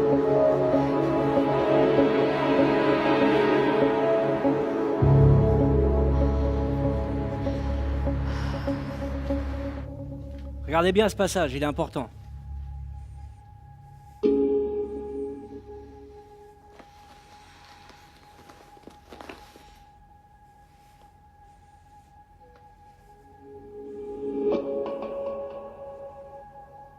Stop. Vous avez vu le nombre de balles qu'il y a par terre? Frères et sœurs, on va lire un premier passage. Luc 13, verset 24. Tu peux laisser la vidéo sur, puis on reprendra après. D'accord? Luc 13, verset 24. Efforcez-vous d'entrer par la porte étroite, car je vous le dis, beaucoup chercheront à entrer et ne le pourront pas. Il y a un deuxième passage dans Deutéronome 30, versets 15 à 16. Vois, je mets aujourd'hui devant toi la vie et le bien, la mort ou le mal. Car je te prescris aujourd'hui d'aimer l'Éternel ton Dieu, de marcher dans ses voies et d'observer ses commandements, ses lois et ses ordonnances, afin que tu vives et que tu multiplies, et que l'Éternel ton Dieu te bénisse dans le pays dont tu vas entrer en possession. Comprenez bien que l'Ancien Testament n'est que le prolongement du Nouveau Testament. C'était l'ombre des choses à venir, et le Nouveau Testament est le prolongement de l'Ancien Testament, excusez-moi. Et Deutéronome s'applique aussi dans nos vies aujourd'hui. Ça veut dire que Dieu t'a placé dans un pays qui est ton quartier, qui est ta maison, qui est ta ville, qui est ton travail. Et là où tu es censé représenter Jésus-Christ. Que tu le veuilles ou non, Dieu doit se refléter en toi. Et si tu décides qu'il ne reflète pas en toi, ben il ne le reflètera pas en toi. Et voilà à quoi tu serviras. Excusez-moi, je suis direct ce matin. Parce que la sanctification, vous savez, il y a le dimanche matin, il ne manque plus que des robes blanches. Il y a des fois, il y a des gens comme ça, la sanctification, c'est le dimanche matin à partir de 9h15 jusqu'à midi pile. Je vais être direct ce matin. Et puis du coup, il ne manque plus que la grande robe blanche. Et puis quand il rentre dans l'église, vous savez, bonjour mon frère, ah je suis heureux de te voir, alléluia. Puis dès qu'il repart à midi et quart, il roule, dès qu'il y a quelqu'un qui le double. Vous reflétez Jésus ou pas? Pardonnez-moi, ça vous fait rire, mais c'est grave, c'est très grave. C'est très grave, parce que je vais vous raconter une histoire si vous voulez l'entendre. Comment Dieu m'a mis la honte. Comment Dieu m'a mis honte. Honteux. Il m'a dit, tu veux me servir? Alors je vais te montrer que tu n'es pas capable de me servir. Un jour j'étais jeune et j'avais dit au Seigneur, je te servirai Seigneur. Moi je t'aime et je te servirai. Et un garçon qui s'appelait Laurent, il est décédé malheureusement, que Dieu fasse ce qu'il a à faire pour sa vie. Voilà, je lui ai parlé de Dieu quand même. Et quand j'étais petit, il me tapait dessus, tout le temps. Je suis rentré chez moi avec des cocards, des trucs, mais il m'a bastonné la tronche pendant quelques temps. Et j'ai grandi dans l'église avec ce petit truc qui restait, vous savez, où là, je pense que c'est pas qu'une balle noire que je leur ai mis dans la tête. Et il y a quelque chose qui est resté en moi. J'ai cultivé comme un sentiment de colère après ce garçon. Et je me rappelle la première fois que j'ai eu ma paye, je me suis acheté un scooter pour aller travailler. Et vous savez ce que j'ai fait la première fois que j'ai eu mon scooter? Je suis monté dans le village où on habitait pour le retrouver, pour lui péter la tronche. J'étais chrétien. Hein. Moi, j'ai pas de honte à dire qui je suis. Et je vais vous montrer comment l'âme desséchée, sans Jésus, sans travailler sa sanctification, peut devenir quelque chose de honteux. Et j'ai tourné dans le quartier, dans le village où on était, etc. Et je ne le trouvais pas. Et chaque fois que je rentrais sur la route, je me disais, celui-là, quand je vais le trouver, je peux vous dire qu'il va danser le cercle classique, ça va être quelque chose. Et puis après, j'arrivais au culte, alléluia, Jésus, je t'aime. Puis j'entendais des prédications, hein, voilà, il faut aimer ton frère, aime ton prochain comme toi-même, oui, sauf lui. Et donc, voilà. Et ce qui s'est passé, c'est que j'ai grandi, j'ai vieilli, et puis du scooter, je suis passé à la voiture. Et de temps en temps, j'allais dans le village pour le retrouver. Hein. Parce que je m'étais dit, c'est pas normal qu'un garçon de 13 ans tape un gamin de 6 ans. Et Dieu, il n'est pas d'accord avec ça, vous n'êtes pas d'accord? Sauf que Dieu, c'est qui? Dieu, c'est Dieu. Et Dieu, il ne me dit pas de m'occuper de la sanctification de ce gars-là. Dieu, il m'expliquait qu'il fallait que je m'occupe de ma sanctification à moi. Parce qu'on aime bien s'occuper de la sanctification des autres. Ah, il fume, il boit, il fait ça, il n'est pas gentil, ce matin il est énervé, il est comme ci, il est comme ça. Ça, on s'en occupe bien, on sait voir chez les autres ce qu'il faut voir. Et un jour, je me rappelle, je ne sais pas pourquoi, parce que Dieu met toujours les choses à la lumière. J'étais dans une conversation avec des frères et je ne sais pas pourquoi mon frère, donc le pasteur, aborde le nom de ce gars-là. Écoutez, les gens de l'église me connaissaient très bien. Moi, je suis quelqu'un de jovial, voilà, j'ai toujours été un peu trop, même des fois, clown.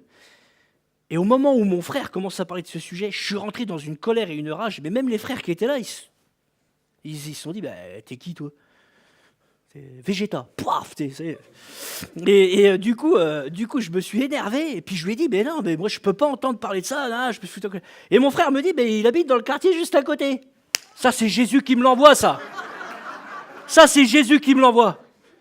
Je dis, je vais y aller, et ça va bien se passer. Et regardez bien, nous, à l'époque, on posait des tentes dans des quartiers. Vous savez, on faisait de l'évangélisation, on posait des tentes, et puis voilà, on faisait des réunions d'évangélisation. Et dans le quartier, il était là. J'ai dit, il va être derrière le bloc, ça va bien se passer. Pof, il va en prendre 2, il va rien comprendre. Et je ne l'ai pas trouvé. Vous savez ce qui s'est passé? Dans mon dos, il y a un chrétien qui a été lui parler de Jésus, dis donc. Et un dimanche, comme ça, et Yves était déjà là, je peux parler de Yves, on fait la Sainte Seine. Et je me rappelle, je prie, merci Seigneur, et puis pareil, on prend la parole, je prie, je dis voilà, merci Seigneur pour ce pain et ce vin, parce que tu nous libères de notre passé. J'avais prié comme ça en plus, hein, mais extraordinaire, le chrétien parfait. Parfait. Je me retourne avec le pain, et qui est au premier rang? Laurent. Et là, Dieu me dit, maintenant, tu vas refléter Jésus ou tu vas lui péter la tronche? Dieu m'a coincé. J'ai tellement eu honte que je me suis mis à pleurer. À pleurer de honte parce que j'avais cultivé quelque chose. Mais voyez comme quoi, vous savez, quand vous décidez quand même, dans d'autres domaines, dans votre vie, de sanctifier votre vie, et que ce petit domaine-là qui ne vous arrange pas, vous le laissez un peu mûrir parce que vous préférez qu'il mûrisse, Dieu s'en occupera. Parce qu'il a vu l'effort que tu fais dans ta vie. Il voit l'effort que tu fais pour essayer de combattre ce qui doit être combattu dans la foi, le péché, la rancune, la haine, tout ce qui peut se vivre en nous. Mais ce qu'il y a de beau en Jésus, c'est qu'à partir du moment où il a vu que tu as fait l'effort, il te donnera la force. À partir du moment où tu n'oublies pas que tu as le libre choix de décider si tu veux faire l'effort de changer ou pas. Et quand Dieu te dit, voilà, tu as décidé de changer, tu m'as appelé, tu m'as interpellé parce que tu veux changer, tu veux être quelqu'un d'autre, eh bien, je te donne les moyens d'être quelqu'un d'autre, regardez. Et l'action du Saint-Esprit en nous va nous aider à changer le mal en bien. Voilà.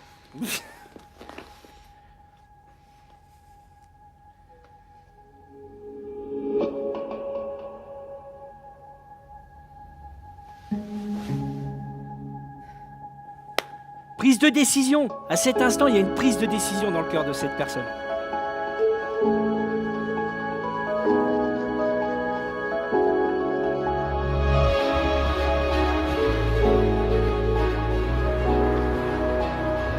Encore vous? Tenez.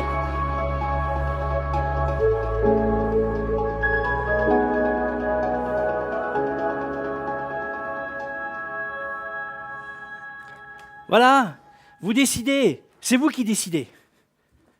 C'est vous qui décidez. C'est nous qui décidons. C'est nous qui décidons si ce matin, quand je me lèverai, je serai le reflet de Jésus, ou si ce matin, quand je me lèverai, je serai le reflet du diable. Ouf. Pardonnez-moi. Il n'y a pas deux conséquences dans la vie. Il y a le bien et le mal. Vous savez, le truc rond, là, où il y a du blanc dans le noir et le noir dans le blanc, vous avez déjà vu ce petit sigle-là? Ça n'existe pas. Dieu est Dieu. Dieu est Dieu. Et Dieu nous annonce clairement que celui qui ne se sanctifie pas ne verra pas la gloire de Dieu. Celui qui ne prend pas soin de son âme, qui ne prend pas soin de ce qu'il est, ne verra pas la gloire de Dieu. Et ça, c'est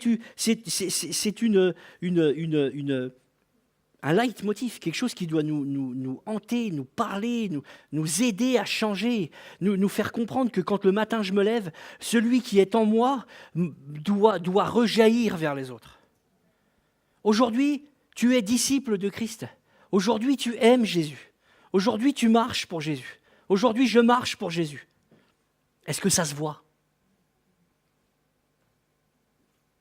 Celui que tu as rencontré hier, avant-hier, celui qui t'a dit qu'il n'allait pas bien, qu'est-ce que tu lui as donné? Une balle noire ou une balle jaune?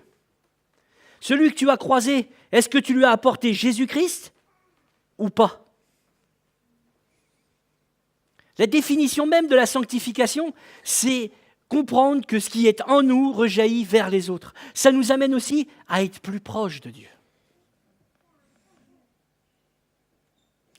Et j'ai bien aimé ce passage qui est dans la Bible, qui est la vie de Josué, là, le passage que je vous ai parlé tout à l'heure, où quand Josué dit au peuple « mais sanctifiez-vous », le peuple se sanctifie et après, il voit le miracle. Ce n'est pas le contraire. Et l'inconvénient, c'est que des fois, on met la charrue avant les bœufs.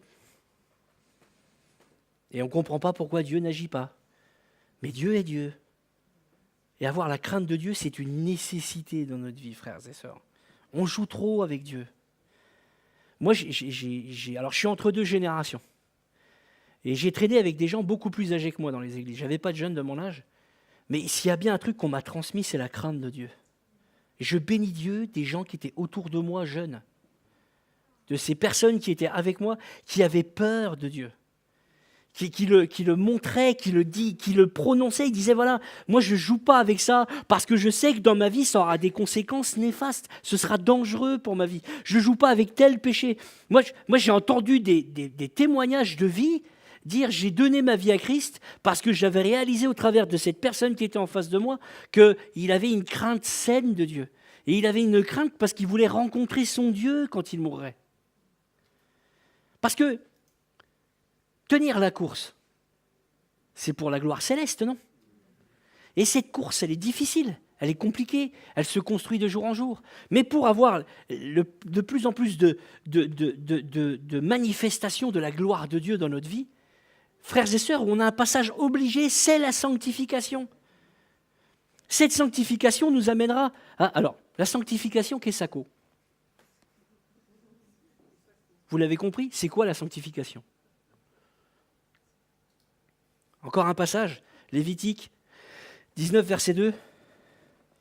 Et il dira, parle à toute l'assemblée des enfants d'Israël, et tu leur diras, soyez saints, car je suis saint, moi l'Éternel, votre Dieu. Soyez saints, soyons saints, frères et sœurs. C'est facile de dire Dieu est bon, Dieu est grand, Dieu fait ci, Dieu fait ça. Et puis si tu mènes une vie de patachon, je suis désolé, ça va être que du flan. Ça va être que de la tchatch. Ça va être que du baratin. Parce que ce qui montre au peuple qui ne connaît pas le Seigneur, la gloire de Dieu, c'est la manifestation du Saint-Esprit dans ta vie, dans la tienne, d'abord, et ensuite ça rejaillira sur les autres. Et ça, on l'oublie. Tous les jours, on l'oublie. Non, c'est pas vrai. Si, on l'oublie. On oublie que c'est l'action du Saint-Esprit, c'est ce qu'il fait en nous. C'est quand je donne un témoignage et qu'on n'ose pas venir témoigner au micro. Je ne comprends pas, pardonnez-moi, je suis direct ce matin. Je ne comprends pas que quelqu'un n'annonce pas la gloire de Jésus. Quand j'ai eu quelque chose qui s'est passé d'extraordinaire dans ma vie, par l'action de Dieu, parce que je me suis sanctifié. Moi, j'ai connu des gens qui ont dit, voilà, j'ai eu du mal dans ce péché, Dieu m'en a délivré, derrière j'ai vécu ça, j'ai vécu ça, j'ai vécu ça, j'ai vécu ça, et j'ai grandi dans le Seigneur, j'ai vu quelque chose d'extraordinaire. Ma femme m'a vu changer, mes frères m'ont vu changer, mes sœurs m'ont vu changer, mes collègues m'ont vu changer. Mais c'est bien parce qu'il y a eu une action du Saint-Esprit en moi d'abord, qui ensuite a rejailli vers les autres. Et si ça ne se passe pas dans ce sens-là, je suis désolé de te dire qu'il y a un problème, que ce n'est pas possible. Et ça, la première priorité, c'est dans la sanctification, c'est craindre Dieu. C'est comment j'en parle, qu'est-ce que je fais avec lui. Alors la sanctification, c'est comment on fait pour s'abstenir? Par la puissance de Dieu. C'est s'abstenir du péché, la sanctification. Le deuxième point, c'est écouter l'esprit et non la chair. Écoutez l'esprit de Dieu et non la chair. Ne nous laissons pas happer par ce qui nous plaît. Pardon. Parce que je suis comme vous. Mais je demande à Dieu tous les jours. Et j'ai dit à Dieu, Dieu, donne-moi l'occasion de ne pas laisser passer ce que j'aime par rapport à ta présence. Et c'est encore un combat de tous les jours. Puisque la sanctification, c'est tous les jours. La sanctification, c'est quoi? C'est obéir à la parole de Dieu et aux commandements de la Bible. Tu aimeras ton prochain comme toi-même. Amen. Tous, sans exception, même Laurent. C'est ne pas mentir, ne pas tricher, respecter ses parents. Respecter ses parents, c'est décider de se marier et avant le mariage, d'aller remercier ses parents. Ça choque. Moi, le matin de mon mariage, j'ai dit merci à mes parents. Je les ai remerciés pour leur sacrifice, pour leur amour, pour les mains de mon père qui étaient abîmées par la maçonnerie. J'ai été lui dire merci de m'avoir élevé, de m'avoir éduqué. Mon père m'a dit, ça s'arrête aujourd'hui pour moi. Va te faire ta vie. Mais je les ai remerciés. Je les ai remerciés. Je les remercie encore, pas vrai? Oui. Merci pour tes prières encore, parce que je sais que c'est pas fini pour toi. Ton fils, il doit encore changer, mais voilà. Mais je rends gloire à Dieu. Par mon attitude, tu honoreras tes parents. C'est facultatif ou même à 14 ans? Comment tu parles à tes parents? À 11 ans, à 10 ans, à 4 ans? Comment tu parles à tes parents? Qui c'est tes parents pour toi? Est-ce que c'est le reflet de Dieu? Et vous, les parents, est-ce que quand vous regardez vos enfants, ils voient l'image de Dieu en vous? On pourrait faire une prédication que là-dessus, hein. Je vais m'arrêter là parce que ce serait compliqué. La présence de Dieu, la sanctification, c'est quoi encore, se sanctifier? Se sanctifier, je vais vous dire un truc que j'aime pas comme jargon, mais il est important, c'est se séparer du monde. Des attraits qui plaisent dans le monde. Se sanctifier, c'est se mettre à part pour Jésus-Christ. Et c'est pour ça que tout à l'heure, je parlais de s'enivrer, de faire la fête, de comprendre que si on peut faire n'importe quoi, et puis que Dieu est avec nous, et puis quoi encore? Non, non, non, non, non. Non, non, non. Il faut respecter Dieu. La sanctification n'est pas facile, mais elle est fondamentale pour notre vie, frères et sœurs. 2 Corinthiens 7, verset 1. Ayons donc de telles promesses, bien-aimés, purifions-nous de toute souillure de la chair et de l'esprit, en achevant notre sanctification dans la crainte de Dieu. L'un ne va pas sans l'autre. Vous ne pouvez pas vivre une sanctification digne de ce nom avec Christ et ne pas craindre Dieu. Vous savez, quand j'étais plus jeune, alors je ne sais pas vous, mais moi j'ai eu un père qui avait un regard. Je vous garantis que quand il vous regardait énervé, je respectais mon père. Voilà. C'est-à-dire que des fois, il n'avait pas besoin de taper. Hein. Je me rappelle à des cultes comme ça, où moi je faisais toujours l'andouille pendant les réunions. Mon père, il se retournait, il me regardait. C'est marrant, il avait un effet de calme tout de suite, je me calmais direct. Alors, la question que je vous pose, c'est est-ce que quand Dieu vous regarde, vous réagissez comme ça? Est-ce que vous vous arrêtez en disant mais ouais, Seigneur, tu me regardes et je te crains. Et je me rends compte que là, je ne suis pas en train de faire ce que tu veux. Et là, je ne suis pas en train de dire ce que toi tu aurais dit, par exemple. Et j'aimerais vous parler d'un passage qui va nous aider à comprendre que on ne joue pas avec la crainte de Dieu et que Dieu voit les gens qui ne le respectent pas forcément bien. On y va? Alors on va lire dans 2 Samuel 6, verset 6. Et je vais vous parler d'un garçon qui s'appelle Uza. Vous en avez déjà entendu parler? Uza, U-Z-Z-A. Samuel 6, verset 6. Lorsqu'ils furent arrivés à l'ère de Nacon, Uza étendit la main vers l'arche de Dieu et la saisit. Parce que les bœufs la faisaient pencher et de droite et de gauche, la colère de l'Éternel s'enflamma contre Uza et Dieu le frappa sur place à cause de sa faute. Uza mourut là, près de l'arche de Dieu. Uza, c'était qui? Uza, c'était un garçon qui vivait dans un peuple. Et dans ce peuple, il vivait autour de l'arche de l'arche de Dieu. L'arche de Dieu représentait bien la présence de Dieu. D'accord? Donc Uza faisait partie du peuple d'Israël. Et ce qui est intéressant de voir, c'est que ce garçon a passé toute sa vie à passer à côté de l'arche. Quand on regarde la vie d'Uza, vous verrez que l'arche de Dieu, elle était là, il avait l'habitude, il passait devant, puis il repassait devant, et puis il savait. Nous, fils de chrétiens, on vit pareil. Tout jeune, on passait devant Dieu, au culte, à la réunion, puis des fois, hop, à la maison, ça arrive, il y a des parents qui prient, ils passaient devant les parents, puis ils disaient, tiens, ils sont encore avec Dieu, ça c'est rigolo. Et puis Uza, ce qui s'est passé, c'est qu'il a commencé à vivre ça comme quelque chose de, voilà, Dieu est là, alléluia. Et puis ce qui s'est passé, c'est qu'à un moment, dans son attitude, il a oublié quelque chose, quoi. C'est que Dieu, c'est pas un jouet, c'est pas... On joue pas avec Dieu. Et vous savez ce qu'est le reflet de ce qui s'est passé, là? Il monte avec son frangin sur une charrette, et hop, on y va. Ils mettent... Alors déjà, si vous lisez les passages d'avant, vous comprendrez que Dieu voulait pas déjà, que ça se passe comme ça et avec eux. Parce que Dieu avait ordonné des gens pour s'occuper de ça et pas eux. Mais Uza, quand il monte dessus, il le sait. Hein. Il sait que c'était pas à lui de faire ça normalement.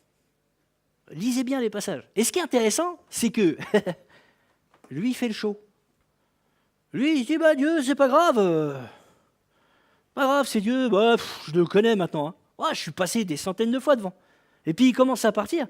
Et ce qu'il fait, il fait quelque chose qui est proscrit. À un moment donné, il va croire qu'il peut se permettre, puisqu'il a l'habitude, puisque c'est Dieu, puisqu'il vit avec tout le temps, il le connaît, il va mettre la main. Vous avez vu ce qui est écrit? L'Éternel, il a dit, maintenant ça suffit. Maintenant ça suffit. Et bam, il l'a fait brûler sur place, il est mort. Parce qu'on ne joue pas avec la présence de Dieu, frères et sœurs. On ne joue pas avec le nom de Dieu. Ce gars-là, il a joué le malin, je vous le dis. Ce gars-là, il a cru qu'il pouvait se permettre parce qu'il avait le sentiment de croire qu'il connaissait Dieu. Mais est-ce que vous reconnaissez l'infinie grandeur de Dieu? Est-ce que vous reconnaissez les mystères de Dieu? Est-ce qu'on reconnaît les mystères de Dieu dans son entièreté? Qui est Dieu? Dieu, il a soufflé, il a créé la vie. Dieu, il a fait ça, hop, il y a eu la mer, hop, il y a eu la terre, hop, il y a eu les animaux, hop. Il a pris, hop, il dit à Adam, t'es tout seul, attends, bouge pas, allonge-toi, hop, tu t'endors, paf, il a pris une côte, il a fait une femme. Vous avez fait ça, vous, déjà? Moi, non. Moi, j'ai jamais fait ça. Mais il y en a des fois, ils prennent Dieu pour un pote, comme ça. Ouais, c'est un pote, tranquille, Jésus, bien ou bien? Mais non, mais c'est grave. C'est très grave. Je ne l'ai pas mis parce qu'après, ça faisait trop de vidéos, mais j'avais une vidéo qui me faisait rire parce que il y a toute une vidéo où on voit un jeune dire voilà, moi je suis là pour prêcher aux plus jeunes, comme Polo, l'apôtre Paul, Sinners, tout ça, Jésus, tac, tac. Il y a un côté très drôle dans cette vidéo, mais il y a quelque chose qui m'embête. C'est qu'à un moment donné, on ne fait pas le malin avec Dieu. J'aime rire. J'aime rire, vous imaginez pas à quel point j'aime la joie de Dieu, j'aime. Mais c'est pas un jeu, Dieu. Dieu, c'est la personne de Dieu, c'est celui qui a tout créé. Celui qui est capable de changer des vies, qui est capable de guérir, qui est capable de ressusciter des morts, qui est capable de transformer quelqu'un. dur, en quelqu'un d'agneau. Vous savez, il faut comprendre que Dieu sait tout. Quand on voit dans l'Ancien Testament des fois des choses comme ça, et qu'après on se dit, tiens, dans notre vie, il y a des choses qui n'avancent pas. Eh bien, des fois, j'ose pas trop, mais j'aimerais bien entamer la conversation de la sanctification dans la vie de la personne. En tant que pasteur, je peux me le permettre. De dire à cette personne, voilà, est-ce que tu es réglé dans ta conduite? Est-ce que réellement, tu prends le temps avec Dieu? Parce que tu dis à Dieu, dans tes prières, qu'il ne t'aide pas. Tu dis à Dieu qu'il n'est pas là. Mais est-ce que toi, tu es là avec lui? Je suis désolé, ce matin, je suis un peu dur. Hein. Je ne suis pas le Fred de d'habitude, pardon. Mais du coup, il y a quand même un truc qui est nécessaire. C'est que moi, je voulais quand même... Parce que je plaisante beaucoup quand je prêche. Je ris beaucoup quand je prêche. Mais j'ai peur de Dieu. Et je voulais vous dire que cette peur, elle n'est pas malsaine, elle est saine. J'ai une sainte peur de Dieu. Je sais ce que Dieu veut pour nos vies. J'attends de lui de m'aider à changer encore, à me sanctifier. Souvent, je demande à Dieu de revenir encore dans des domaines où j'ai besoin qu'il soit là, parce que moi, tout seul, j'y arrive pas. Dans mon caractère. Vous savez, la sanctification, j'aime bien cette vidéo parce que la sanctification, c'est une sanctification de tous les jours, en fait. C'est tous les jours qu'on doit travailler ça. Tous les jours, on doit s'exercer à demander à Dieu de venir nous aider à changer, à ce que lui brille, à ce que nous, on soit effacés. Et je vais vous dire un truc, à mourir à soi-même. Vaste sujet. À décider que lui, c'est lui. Et que nous, on est juste là, comme un outil utilisé dans les mains de Dieu. Tout à l'heure, j'ai rigolé parce que dans le groupe de louanges, je pense que certains, je le crois en tout cas, au début, vous savez, quand on commence, alors je ne suis pas un spécialiste, donc je vais juste, mais j'ai parlé avec quelqu'un une fois qui m'a dit, au début, on se cache un peu derrière notre instrument. C'est vrai, c'est un peu une manière de s'effacer. Et ce matin, il y a quelque chose qui s'est passé que j'ai trouvé très drôle. C'est que la corde, elle a pété. Est-ce que ça a empêché d'adorer Dieu? Et alors, il n'y a plus de guitare, stop, on arrête tout. On passe direct à la prêche, je ne peux plus jouer, je n'ai pas de corde. Non. Un esprit d'adorateur, c'est à l'intérieur. L'instrument n'est que le prolongement, si Dieu le veut, de la louange. Mais c'est à l'intérieur que ça se passe. Et plus que jamais, oui, dans le groupe de louanges, comme dans tout ce que l'on est, dans tout ce que l'on fait, dans chaque pôle, dans chaque endroit où Dieu nous a placés, nous devons nous sanctifier de jour en jour pour qu'il puisse briller de plus en plus. Parce que plus nous sommes proches de Dieu, plus il nous utilisera, plus nous verrons sa gloire, plus Dieu nous permettra de vivre des choses extraordinaires. Mais ce n'est pas possible de croire que Dieu va agir dans votre vie si à un moment donné, tu es chrétien, tu marches pour Christ et tu crois que de vivre dans ce qui n'est pas à la gloire de Dieu, c'est normal. Ça ne marche pas. Ce n'est pas possible. C'est pas possible. Et celui qui vous dit le contraire est un menteur et il vous leurre. Il vous leurre. Il vous trompe. Il vous fait croire. Il vous fait croire que c'est normal de critiquer le pasteur. Il vous fait croire que de critiquer tous les événements de l'Église, c'est bien. Il vous fait croire que le frère Maurice ou le frère je ne sais pas qui encore, qui est arrivé ce matin, qui m'a mal parlé, c'est un pourri en fait. Tout ce qu'on croit, tout ce qu'on ressent, tout ce que l'on est, on le doit à Jésus. Parce que nous tous, nous sommes ici, et plus que jamais, nous réalisons que cette sanctification n'avancera pas s'il n'est pas là. Elle n'avancera que s'il est là. Et si nous reconnaissons que nous, tout seul, ce n'est pas possible. Sauf qu'effectivement, j'aimerais terminer cette prédication en vous disant que la décision de faire l'effort de se sanctifier, c'est à toi de le décider. C'est à toi de le choisir. C'est à toi de te lever et de dire aujourd'hui, je vais inviter le groupe de louanges à venir, s'il vous plaît. Aujourd'hui, je décide, oui ou non, de faire l'effort de me sanctifier devant Dieu. Est-ce que je vais décider de me lever? Alors, le titre de cette prêche, c'était « Penses-tu être un mauvais chrétien ?» Moi, je crois que non. Parce que je sais que chaque personne qui est ici a besoin de Jésus.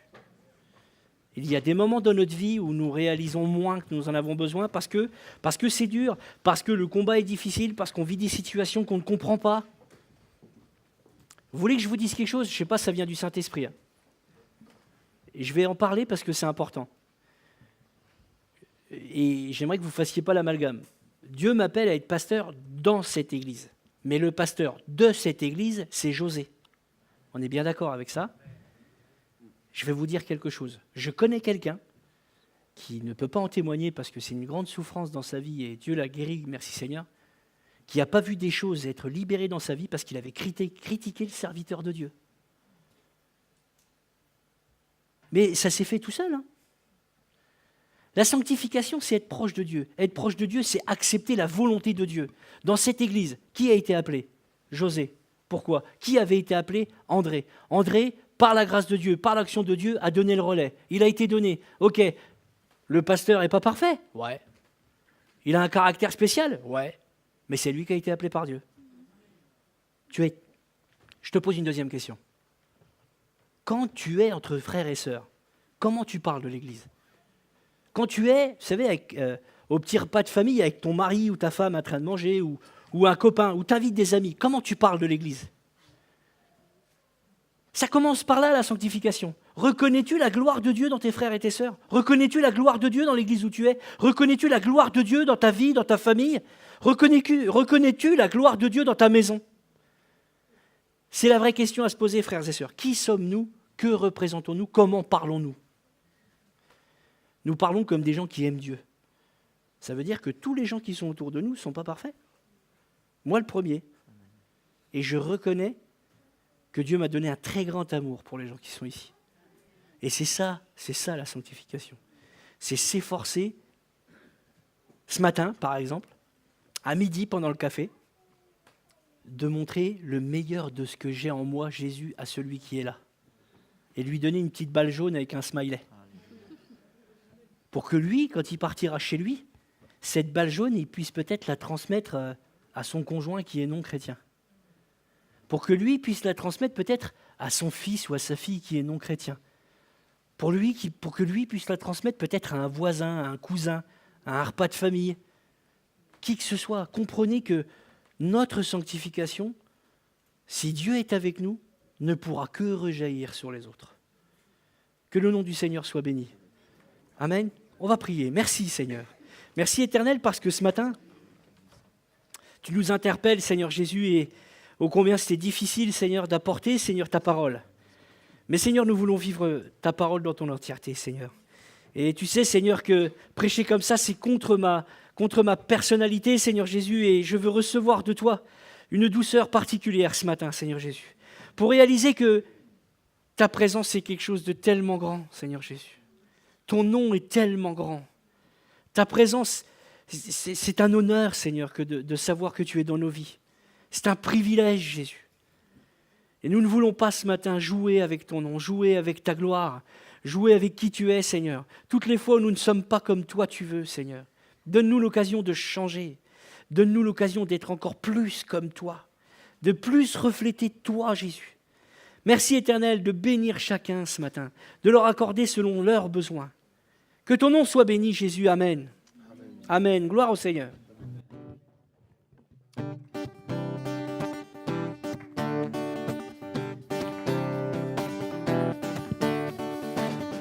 J'abandonne mes tristesses, j'abandonne ma honte, je les laisse tomber pour la joie du Seigneur.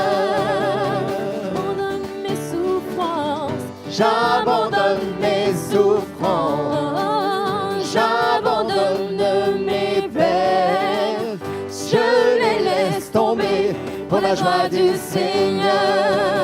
je veux te dire oui, Je veux, Seigneur, te dire oui. te dire Je veux, Seigneur, te dire oui. Je veux, Seigneur, te dire oui. Amen. J'abandonne mes tristesses, J'abandonne mes tristesses. oh oui, J'abandonne ma honte. Je les laisse tomber pour la joie du Seigneur. j'abandonne J'abandonne mes souffrances, j'abandonne mes peines, je les laisse tomber pour la joie du Seigneur. Oui, je peux te dire oui. Je veux, Seigneur, te dire oui. Te dire oui. Je veux, Seigneur, Oui, te dire oui. Je veux, Seigneur, te dire oui. Amen. Oui, je veux te dire oui. Je veux, Seigneur, te dire oui. Te dire Je oui. veux, Seigneur, te dire oui. Je veux, Seigneur, te dire oui. Amen. Oh oui. La la la la la. La la la la la la la la la la la. La la la la la la la la la la la. La la la la la la la la la la la. Amen. La la la la la la. La la la la la la la la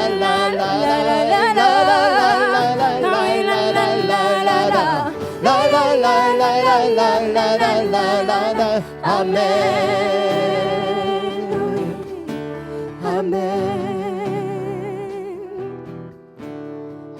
Amen. Merci Seigneur pour ta présence qui nous rend dignes de toi, Seigneur. Merci de raccompagner chacun, de combler chacun au-delà de leur espérance, Seigneur, et de leur accorder ton plus grand amour, Seigneur. Que ton nom soit béni. Amen. Un bon dimanche. Gloire au Seigneur.